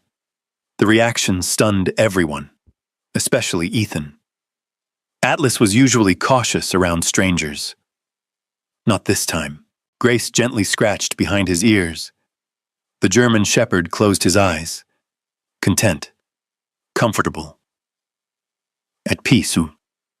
The moment felt strangely important, as though the dog recognized something the humans did not. Inside the house, Grace listened carefully while Ethan explained. Not everything. Not yet. Just enough. The Holloway journals, the family records, the investigation, the possibility that she might be connected. Tears slowly formed in her eyes. My father used to talk about our family. She smiled sadly, but nobody ever believed him. The words hit Ethan harder than expected, because suddenly the mystery wasn't about treasure anymore. It was about a life, a family, a forgotten legacy. Grace lived alone. Her pension barely covered expenses. The house needed repairs. The furnace struggled through winter. She had no idea that history had been quietly waiting for her all these years. When Ethan finally left that evening, he sat silently in the truck. Atlas rested his head on the center console. Neither moved. The sunset painted the mountains gold. Rachel broke the silence. What are you thinking? Ethan stared toward Grace's small house. The answer came slowly. That she's the last person I expected. Rachel nodded. So am I. As they drove away, Atlas continued looking back through the rear window, watching the little white house disappear into the distance. And for reasons Ethan couldn't explain, a feeling settled deep inside him. The mission had changed. They had found the missing heir. But the real challenge was only beginning, because now he knew exactly who the fortune belonged to, and soon he would have to decide whether he was willing to give it back. The drive home felt longer than usual. The mountains stretched endlessly beneath the fading winter sun. Snow-covered peaks glowed gold against the horizon. Frozen rivers wound through valleys like ribbons of silver. Normally, Ethan Walker found peace in landscapes like these. Today he barely noticed them. His thoughts remained fixed on Grace Holloway, the elderly woman sitting alone in a modest house, the woman who spent her life believing her family's legacy had disappeared forever, the woman who had no idea a hidden fortune existed, or that it might belong to her. Atlas rested quietly in the passenger seat. Every now and then the German shepherd lifted his head and looked toward Ethan, watching, reading him, the way he always did. The dog seemed to sense the conflict growing inside him, and the conflict was growing. Fast. Back at the cabin, darkness settled over the valley. The fireplace crackled softly. Wind whispered through the pines outside. Ethan sat alone at the table, surrounded by journals, maps, and legal documents. The treasure remained hidden, safe, protected. Only a handful of people knew pieces of the truth, yet the weight of that truth felt heavier every day. Rachel Boone arrived shortly after sunset. She removed her coat and sat across from him. Atlas immediately walked over and greeted her, a sign of trust. The shepherd had grown surprisingly fond of the attorney. Rachel studied Ethan for a moment. "You look exhausted." Ethan smiled faintly. "Feel worse?" She understood. No explanation necessary. The two of them spent hours reviewing records, property transfers, inheritance documents, family histories. The deeper they dug, the clearer the picture became. Grace Holloway wasn't merely connected to the family. She was connected directly. The final surviving descendant. The rightful heir. Every new document strengthened the conclusion. By midnight, there was little room for doubt. Rachel finally leaned back. "The evidence is overwhelming." Ethan stared into the fire. Neither spoke for several moments. The silence said everything. Rachel eventually asked the question neither wanted to discuss. "What are you going to do?" The words hung in the room. Heavy, unavoidable. Ethan looked toward the window. Snow drifted beneath moonlight. The answer seemed simple and impossible. "I don't know." Rachel nodded. She wasn't surprised, because she understood what was truly at stake. The fortune wasn't just money. It was freedom, a future, a second chance. The hidden chamber contained enough wealth to transform Ethan's life forever. No more sleeping in a truck. No more uncertainty. No more wondering how to survive the next winter. The fortune could restore everything he had lost. Land, security, stability, home. Things he hadn't possessed in years. And yet, it wasn't his. The realization haunted him. Days passed, then weeks. The conflict only deepened. During the mornings, Ethan continued investigating the Holloway records. During the afternoons, he visited Grace. The visits became increasingly frequent. At first, they discussed documents, family history, old photographs. But gradually, the conversations became personal. Grace shared stories about her childhood, her parents, her late husband, her years as a school teacher, the students she never forgot, the small triumphs and heartbreaks of an ordinary life. Ethan found himself looking forward to the visits, not because of the mystery, because of Grace herself. She reminded him of people rarely seen anymore, people who valued honesty, kindness, duty. One afternoon, she showed him an old family photograph album. The pages had yellowed with age. Inside were faces connected to the journals, faces connected to the treasure, faces connected to the missing trust. Grace smiled sadly as she turned each page. "My father always said our family lost something important." "What kind of thing?" "He never knew." She laughed softly. Or maybe he knew and nobody believed him. The words lingered, because Ethan knew the truth. The family hadn't imagined the loss. The loss was real. Very real. Atlas lay beside Grace's rocking chair. The sight surprised Ethan every time. The dog had become completely devoted to her.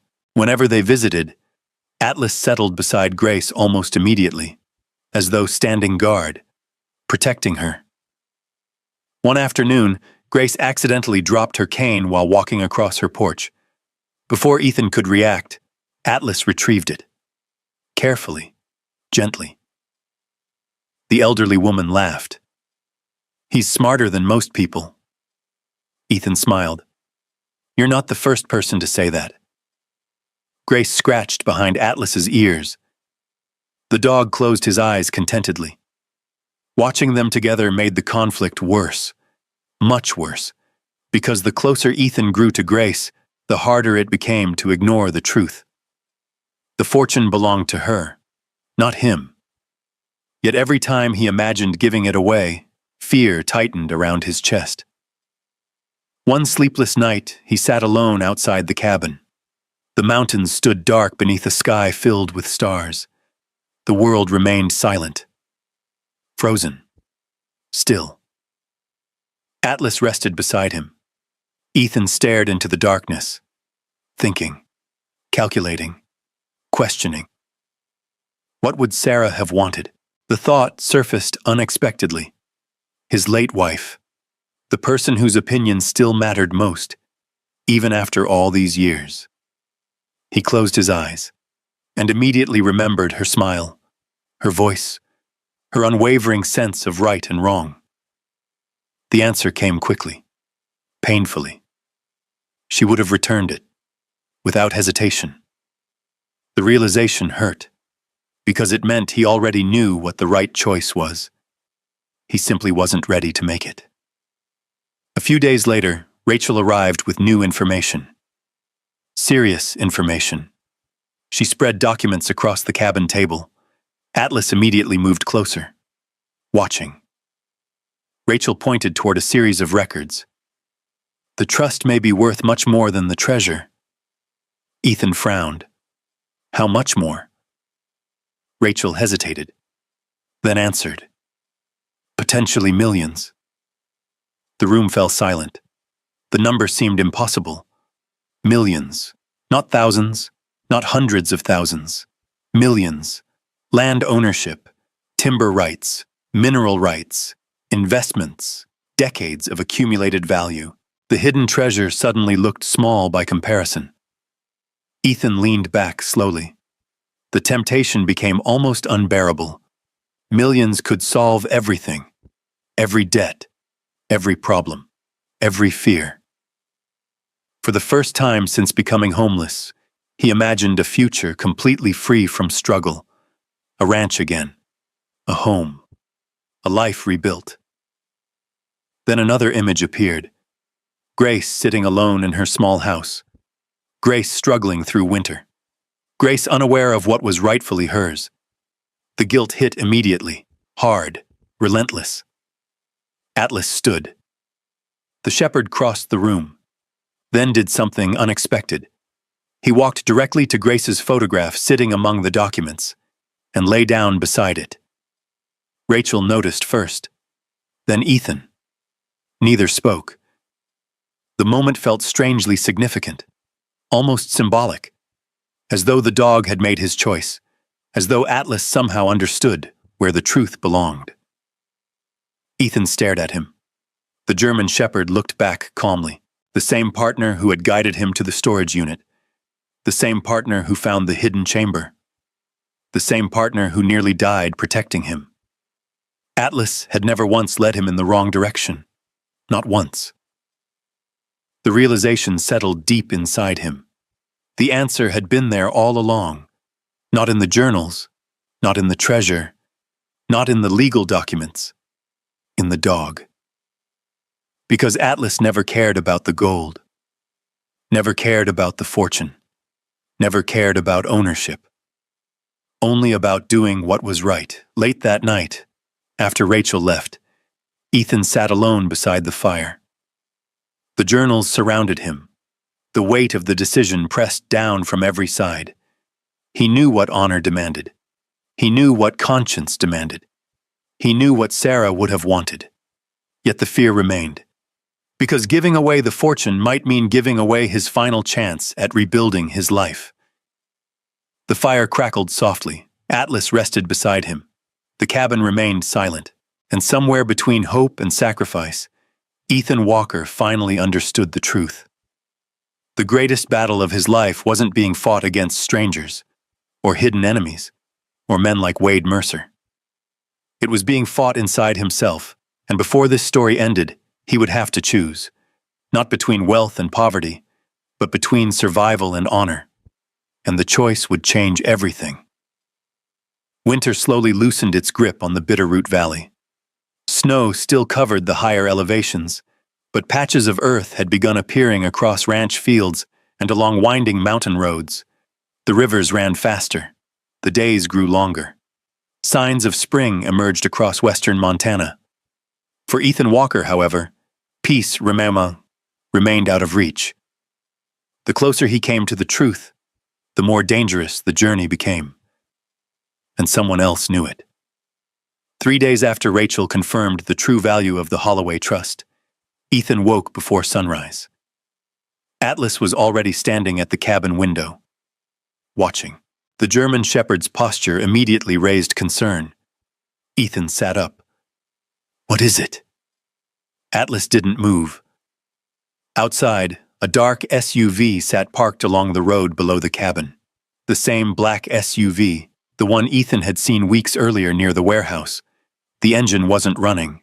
The vehicle simply sat there, waiting, watching. A cold feeling settled in Ethan's stomach. The message was obvious. Someone wanted him to know they were still there. Someone wanted him uncomfortable. Atlas let out a low growl. The same growl Ethan had heard before dangerous situations overseas. Not panic, not fear. Warning. The SUV remained for nearly 20 minutes before finally driving away. By then, Ethan's decision was made. The game had changed. The people searching for the Holloway records were no longer hiding their interest. That afternoon, Rachel arrived carrying a folder. Her expression told Ethan everything before she even spoke. More bad news. What happened? She placed the folder on the table. Wade Mercer. Ethan wasn't surprised. Something about Wade had bothered him from the beginning. Rachel opened the file. I started looking into some of the property transfers connected to the Holloway estate. She paused. And Wade's name keeps appearing. The room fell silent. Atlas lifted his head. Rachel continued. Not directly. What do you mean? Companies. Shell corporations. Property groups. Investment partnerships. Ethan leaned forward. And? Rachel looked directly at him. I think he's been trying to gain control of Holloway land for years. The words hit like a hammer. Suddenly dozens of pieces began fitting together. The questions, the surveillance, the interest in the journals, the break-in. Wade had never cared about the treasure. He cared about what the journals revealed. The trust, the land, the inheritance, the truth. That evening, Ethan drove into town alone. Atlas remained at the cabin recovering. The dog hated being left behind. But Ethan needed information, and he needed it quietly. The local diner was crowded with ranchers and construction workers finishing their day. Conversations filled the room. Coffee cups clattered. Country music played softly from an old speaker. Ethan spotted Sheriff Caleb Rhodes seated near the back. The sheriff immediately waved him over. You look like you've got something on your mind. Ethan sat down. You ever trust Wade Mercer? Caleb's expression changed. Subtly, but noticeably. The answer came after a long pause. Depends. On what? Whether money's involved. That wasn't the answer Ethan expected. The sheriff stared into his coffee. Wade's smart. Too smart? Maybe. The sheriff lowered his voice. There have been rumors for years. What kind of rumors? Land deals. Missing records. People pressured into selling. Caleb shrugged. Nothing I could ever prove. The same phrase again. Nothing anyone could prove. The pattern was becoming impossible to ignore. That night, Ethan returned to the cabin more concerned than ever, and waiting for him was a surprise. A letter. No stamp, no return address, simply left beneath the door. Atlas sniffed it immediately. The dog didn't like it. That alone was enough to make Ethan cautious. Inside was a single piece of paper. One sentence. Walk away before someone gets hurt. No signature. No explanation, just a threat. Simple, direct, effective. For a long moment, Ethan stared at the message. Then he laughed. Not because it was funny, because after years as a Navy SEAL, anonymous threats felt strangely familiar. The difference was Atlas. The moment Ethan showed him the note, the German shepherd became restless. The dog paced, watched the windows, checked the doors. His instincts were screaming. Danger. Real danger. 2 days later, the situation escalated. Rachel called early in the morning. Her voice sounded urgent. I found something. What? A property. Whose? Holloway. Within hours, they were driving through a remote section of the valley. Atlas sat in the back seat. The roads became narrower, the mountains steeper. Eventually, they reached an isolated ranch hidden among rolling hills and dense pine forests. The property appeared abandoned. Weathered barns, broken fences, an empty ranch house overlooking a frozen pond. The place felt forgotten. Yet according to the records, it once belonged to the Holloways. Rachel studied a map. This location appears repeatedly in the journals. Ethan looked around. Why? I don't know. Atlas answered first. The shepherd suddenly jumped from the truck and moved toward an old equipment shed. Fast, focused, purposeful. Ethan immediately followed. The dog disappeared inside. Dust filled the air.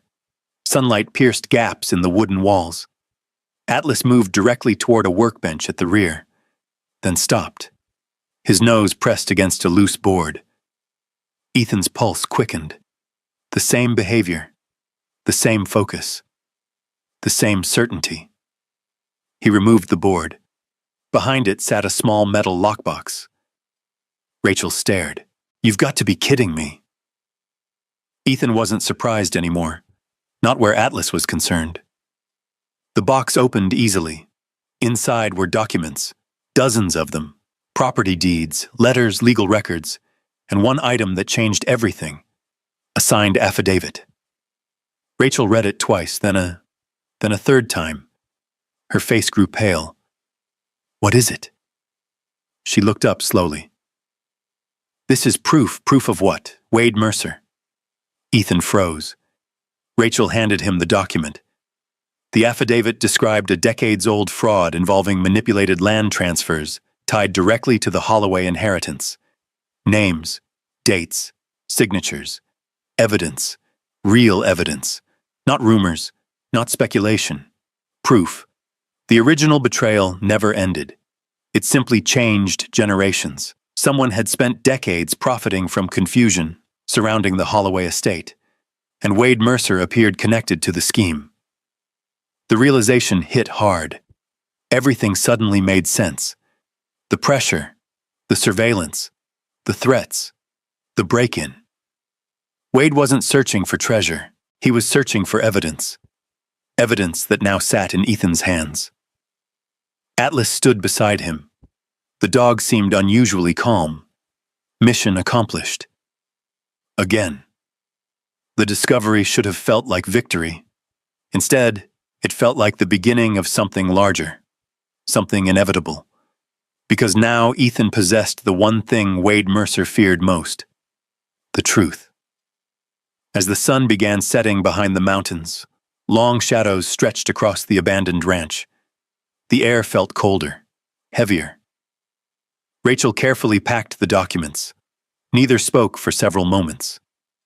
Finally, Ethan looked toward the distant mountains. What happens now? Rachel closed the lockbox. Her answer came quietly. Now we take this to court. The words echoed across the silent ranch. Court. Evidence. Truth. Justice. Everything was finally moving toward a conclusion. But Ethan knew one thing with absolute certainty. Wade Mercer would not surrender quietly. And before this story ended, the battle would become public. Because the truth hidden for decades was finally coming into the light. and there was no turning back. The hearing was scheduled for the first week of April. By then, winter had surrendered to spring across much of the Bitterroot Valley. Snow still clung to the highest peaks, but the lower hills had begun turning green. Creeks rushed with meltwater. Ranchers repaired fences. Birds returned to the valleys. Life moved forward.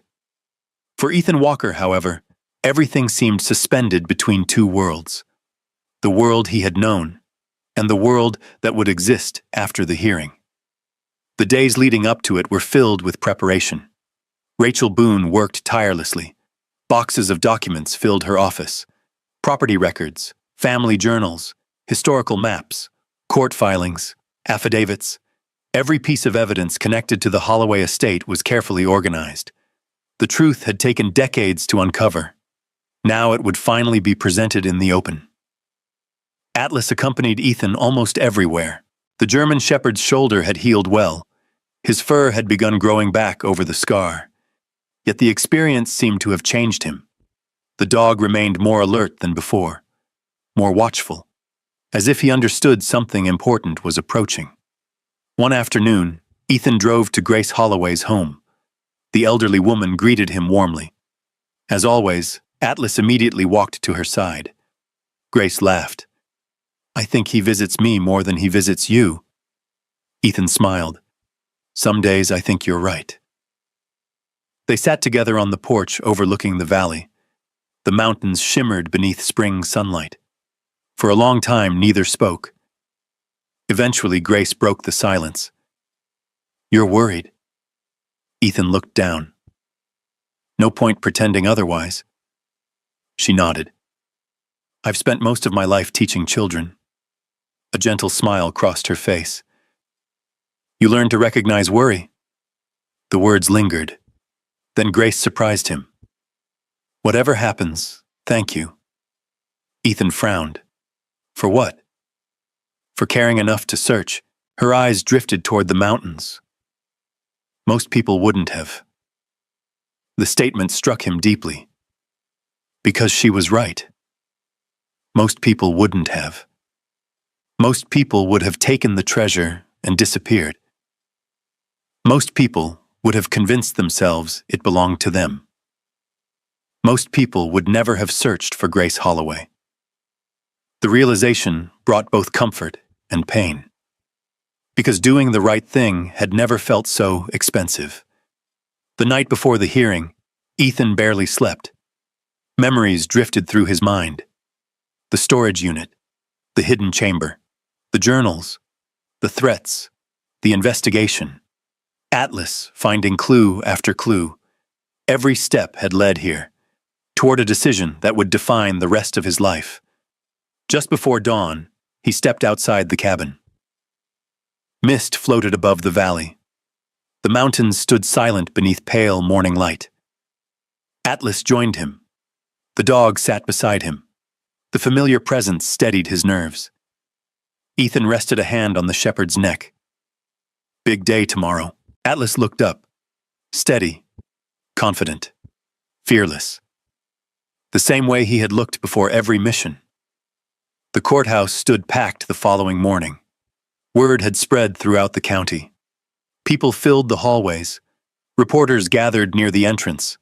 Ranchers, business owners, retirees, curious locals. Everyone wanted to know what would happen. Everyone had heard pieces of the story. The hidden fortune, the missing heir, the mysterious Holloway trust. Inside the courtroom, sunlight streamed through tall windows. Dust floated through golden beams. The atmosphere felt heavy. Anticipation hung in the air. Grace arrived quietly. Rachel escorted her to a seat near the front. Sheriff Caleb Rhodes stood nearby. His presence provided reassurance. Wade Mercer entered moments later. Expensive suit, confident smile, perfect posture. To anyone unfamiliar with the situation, he appeared calm, respectable, trustworthy. Yet Ethan now understood the difference between appearance and truth. Wade briefly met his gaze. The smile disappeared. Neither man spoke. The hearing began. Hours passed as evidence was presented. Rachel methodically walked the court through decades of records, property transfers, missing documents, family journals, the hidden trust, each piece connected to the next, like a puzzle finally revealing its picture. The courtroom remained silent. Even the spectators seemed captivated. Then came the affidavit discovered at the abandoned ranch. The document changed everything. Rachel presented it carefully. Every name, every date, every signature. The evidence revealed how portions of the Holloway inheritance had been manipulated through generations, not through one dramatic act, but through years of quiet deception. The room seemed to grow still. Wade's attorneys challenged the claims, questioned the evidence, raised objections, yet the documents remained, the records remained, the truth remained. By midday, the direction of the hearing had become clear. The evidence overwhelmingly supported one conclusion. Grace Holloway was the rightful heir. The hidden trust belonged to her family. The fortune had never truly vanished.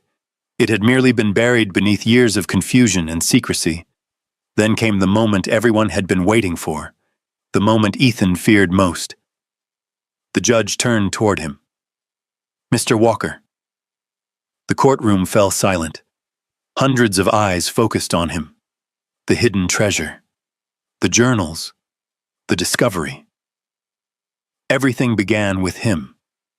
Legally, there were arguments that could potentially benefit him. Opportunities, loopholes, claims. People expected him to fight for a portion, perhaps a large portion. Many assumed he would. After all, he had found everything. He had done the work. He had uncovered the truth. The opportunity stood directly in front of him. For a moment, the room seemed frozen. Ethan slowly rose. His heart pounded. He thought about the truck, the years of struggle, the cold nights, the lost ranch, the bills, the loneliness. He thought about everything the fortune could give him. Then he looked at Grace. The elderly woman sat quietly. Hope and uncertainty filled her eyes. Atlas, lying beside Ethan's chair, slowly stood. The German shepherd looked toward Grace, then back toward Ethan. The gesture lasted only seconds, yet it felt like an entire conversation. Ethan understood. The answer had never changed. He cleared his throat, then spoke. "The evidence belongs to Grace Holloway." The courtroom remained silent. "I found the records." His voice remained steady. "I found the treasure." A pause followed. "But none of it belongs to me." Several people exchanged surprised glances. Others lowered their heads. Ethan continued. "The rightful heir is Grace Holloway." The silence deepened. "I want the court to recognize her claim." No one moved. For several seconds, the entire room seemed unable to breathe. Then Grace covered her mouth with trembling hands. Tears filled her eyes. Rachel looked down. Even Sheriff Rhodes appeared emotional. Across the room, Wade Mercer sat motionless. The confidence was gone. The smile was gone. For the first time, he looked defeated. Not because he had lost money, because the truth had won. Hours later, the hearing concluded. The court officially recognized Grace's claim. Further proceedings would follow. Additional paperwork remained. But the outcome was clear. The Holloway inheritance belonged to Grace Holloway, not Wade Mercer, not anyone else. As people slowly left the courtroom, Ethan remained seated.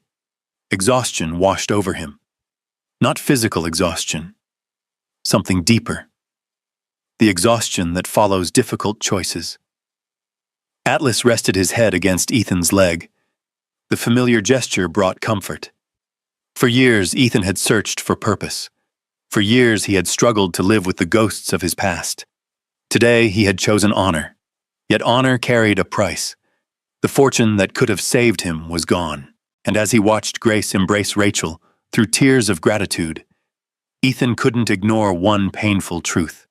He had just given away the very thing that could have changed his life forever. And yet somehow, deep inside, he felt lighter than he had in years.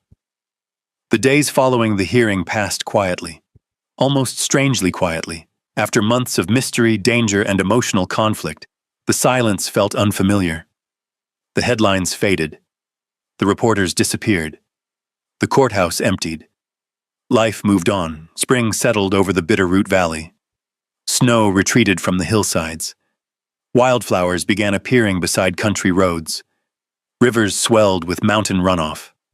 The world seemed determined to start over. Ethan Walker was trying to do the same. The cabin lease expired 2 weeks after the hearing. Without the fortune, there was no money to extend it. No permanent home waiting, no ranch, no land, no miracle. The practical reality remained exactly where it had begun. He was still homeless. One cold morning, he loaded the last of his belongings into the old pickup truck. The same truck that had carried him through the worst years of his life. The same truck that had been his home before the storage unit changed everything. Atlas jumped into the passenger seat. The German Shepherd watched quietly as Ethan closed the tailgate. Neither seemed eager to leave. The cabin had become something close to home. But home was never truly the building. Home was whoever stayed beside you. And Atlas had never left. The drive away felt bittersweet. The mountains stood brilliant beneath a clear blue sky. Sunlight spilled across open meadows. Fresh green grass covered the valleys. Everything looked alive.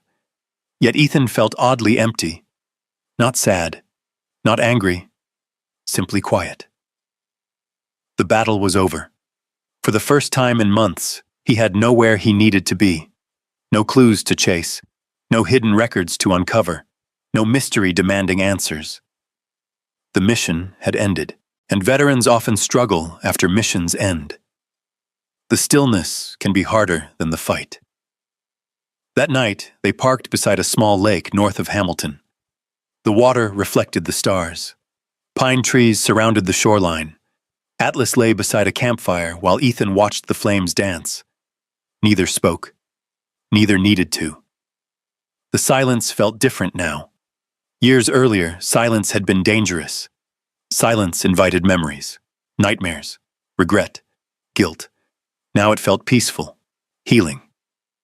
As the fire crackled softly, Ethan realized something surprising.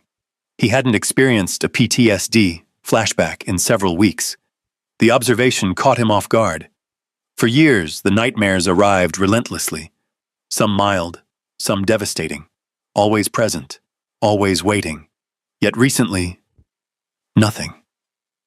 He thought about it carefully. The investigation, the purpose, the search for grace, the decision to do the right thing. Somewhere along the journey, a weight had lifted. Not completely. The scars remained, the memories remained. But something had changed. For the first time since losing Sarah, he no longer felt lost. The realization settled deep inside him. Atlas slowly walked over and rested beside the campfire. The shepherd's head settled across Ethan's boot. The familiar gesture made him smile. "You knew, didn't you?" Atlas blinked. "You knew where all this was leading." The dog offered no answer. Only loyalty. The same loyalty that had guided Ethan through every stage of the journey. The next several weeks passed peacefully. Grace occasionally called to check on him. Rachel did too. Sheriff Rhodes stopped by whenever he happened to be nearby. The small community that once viewed Ethan as a struggling veteran now treated him differently. With respect. Not because of the treasure, not because of the court case, because people had learned what he did, and more importantly, what he gave up.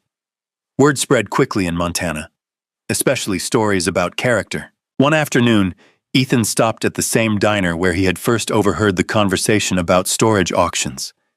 The waitress, Linda, smiled when she saw him. "Coffee's on the house." Ethan laughed. "You don't have to do that." Too late. She poured the cup anyway. Several customers nodded respectfully as he passed. One rancher even shook his hand. The attention made him uncomfortable, but he understood what it represented. People respected sacrifice, especially when nobody was forced to make it. Later that afternoon, Ethan drove toward a familiar place, the abandoned lumber yard, the place where Chapter 1 of his journey had begun, the place where he and Atlas once slept inside the truck during the coldest months of their lives. The lot looked exactly the same: broken fences, weathered buildings, rusting equipment. Only now the memories felt different. Ethan parked near the edge of the property. Atlas jumped down beside him. Together they walked across the gravel. The wind carried the scent of pine and fresh earth. Spring had reached even this forgotten corner of Montana. For a long time they stood silently, looking at the place where everything began. The fear, the desperation, the uncertainty, the loneliness. It all felt distant now, like another lifetime.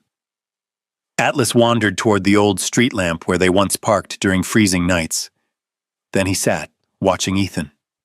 The gesture made him laugh. "You remember too?" The dog wagged his tail. Maybe he did. Maybe he didn't. Either way, the moment felt important, a reminder, not of what had been lost, but of how far they had come. That evening they returned to the truck. The sky exploded with color as sunset painted the mountains orange and gold. The reflection shimmered across distant lakes. Birds crossed the horizon. The world looked peaceful. For the first time in years, Ethan slept deeply.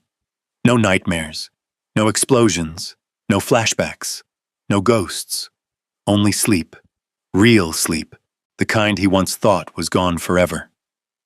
When morning arrived, Atlas woke him with a gentle nudge, the same way he always had. Ethan opened his eyes and immediately realized something. He felt rested. Actually rested. The sensation seemed almost foreign. He sat up slowly. Sunlight streamed through the windshield. The mountains glowed beneath the early morning sky. Atlas watched him expectantly, waiting for whatever came next. The truth was, Ethan didn't know what came next. The fortune was gone. The case was over. The mission had ended. He had no grand plans, no clear destination, just an old truck, a loyal dog, and a peace he hadn't felt in years. Surprisingly, that was enough, for now. As they drove through the valley later that day, Ethan found himself smiling more often. The burden was gone. The guilt was gone. The constant moral conflict had finally ended. He had chosen honor. And while honor hadn't made him rich, it had given him something else. Something more valuable. The ability to look in the mirror without regret. The ability to sleep. The ability to breathe. The ability to move forward. The audience might have believed the story was over. The mystery solved. The treasure returned. The hero back where he started. Even Ethan believed it. But fate wasn't finished with him yet. Because somewhere inside the Holloway family records remained one final secret. One final piece of the story. One final surprise. And it was already making its way toward him. The call came on a quiet Thursday morning. Ethan Walker and Atlas were parked beside a small lake west of Hamilton. The sun had just risen above the mountains. Mist drifted across the water. The world felt peaceful, almost untouched. Atlas sat outside the truck watching a pair of ducks glide across the surface of the lake. For several minutes, neither man nor dog had a care in the world. Then Ethan's phone rang. He glanced at the screen. Grace Holloway. A smile appeared immediately. He answered, "Morning, Grace." Her voice sounded different. Not worried. Not emotional. Excited. "Ethan, I need you to come by." The tone caught his attention. "Everything okay?" "Yes." A pause followed. Then she added quietly, "I found something." 3 simple words, yet they instantly transported him back to the beginning, back to the storage unit, back to the hidden chamber, back to every mystery that followed. Atlas seemed to sense the shift immediately. The shepherd stood and walked toward the truck before Ethan even ended the call. Less than an hour later, they arrived at Grace's home. Spring sunlight illuminated the valley. Wildflowers bloomed along the roadside. The mountains rose proudly in the distance. Everything looked brighter than it had months ago. Grace waited on the porch. A wooden box rested in her lap. The moment Ethan stepped out of the truck, he noticed her trembling hands. Not from fear, from emotion. Atlas trotted up the porch steps and greeted her first. As always, Grace laughed softly and scratched behind his ears. My favorite visitor. The dog leaned into her hand. Content. Happy. Home. Inside the house, Grace carefully placed the box on the kitchen table. Rachel Boone sat nearby. She looked equally intrigued. Ethan frowned. What is it? Grace opened the lid. Inside lay dozens of family records recovered during the legal process. Photographs, letters, documents, and one envelope, a single sealed envelope, yellowed with age. The paper looked fragile. The seal remained intact. Across the front, written in elegant handwriting, were the words, "To the guardian who restores what was lost." The room fell silent. Ethan stared. Rachel stared. Even Grace appeared overwhelmed.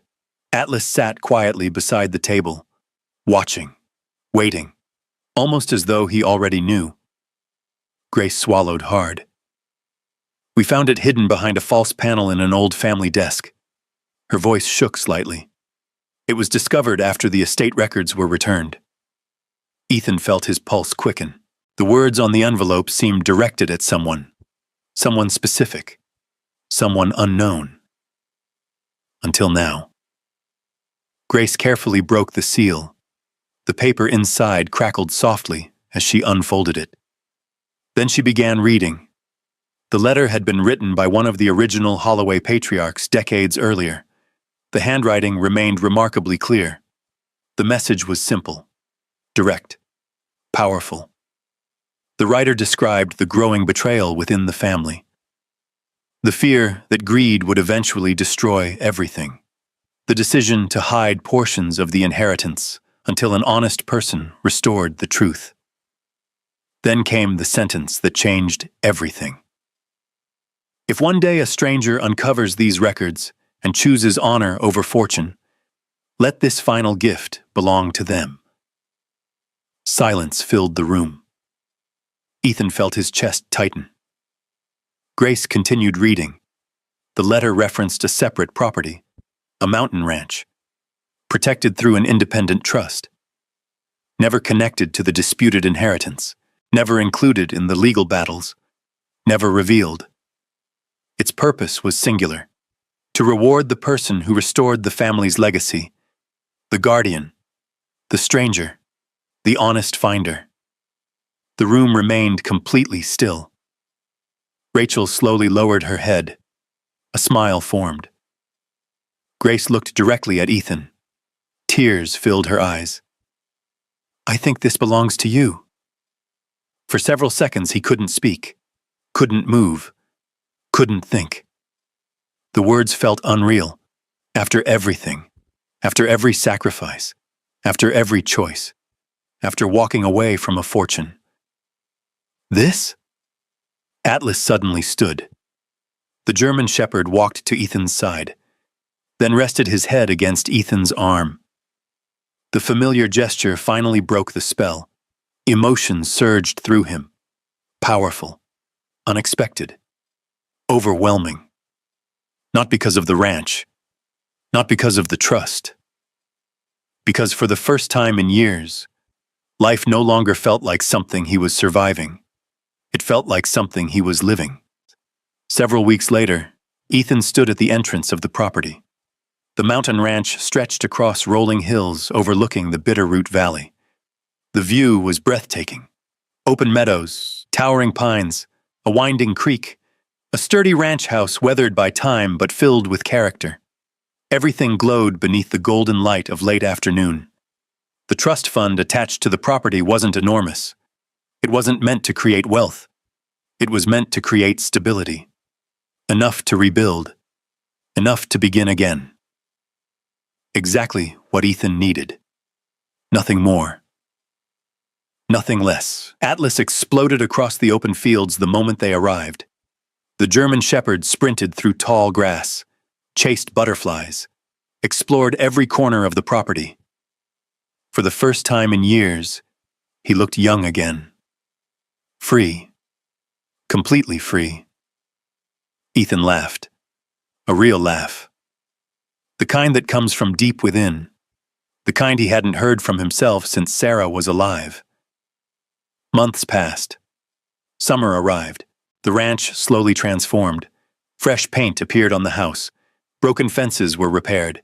Fields were restored. Neighbors stopped by. Volunteers offered help. The community that once viewed Ethan with sympathy now viewed him with respect. Not because he had gained a ranch, because they knew how he gained it. Through character, through sacrifice, through honor. One evening, Sheriff Rhodes drove up the long gravel road. He climbed from his truck and stared across the property. Not bad. Ethan smiled. I've seen worse. The sheriff laughed. Most people spend their lives chasing luck. He glanced toward Atlas racing across the pasture. You earned something better. Later that same evening, Rachel arrived for dinner. Grace came too. The four of them sat on the porch watching the sunset. Mountains glowed orange and gold. The valley stretched endlessly below. Laughter drifted through the summer air. For the first time in many years, Ethan felt surrounded by family again. Not the family he lost. A new one, built through honesty, friendship, shared purpose. As darkness settled across the ranch, Atlas finally returned from his patrol of the property. The shepherd climbed the porch steps, then sat beside Ethan's chair. Exactly where he always belonged. Ethan rested a hand on the dog's head.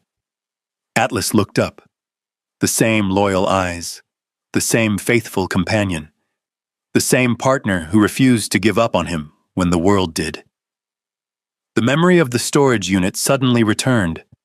The rusted door, the hidden chamber, the treasure, the danger, the impossible choices. All of it began because one German shepherd refused to ignore a corner of an abandoned storage unit. Ethan smiled softly. The greatest fortune was never the gold, never the trust, never the ranch. It was the loyalty beside him, the friendship that survived war, loss, homelessness, fear, and time.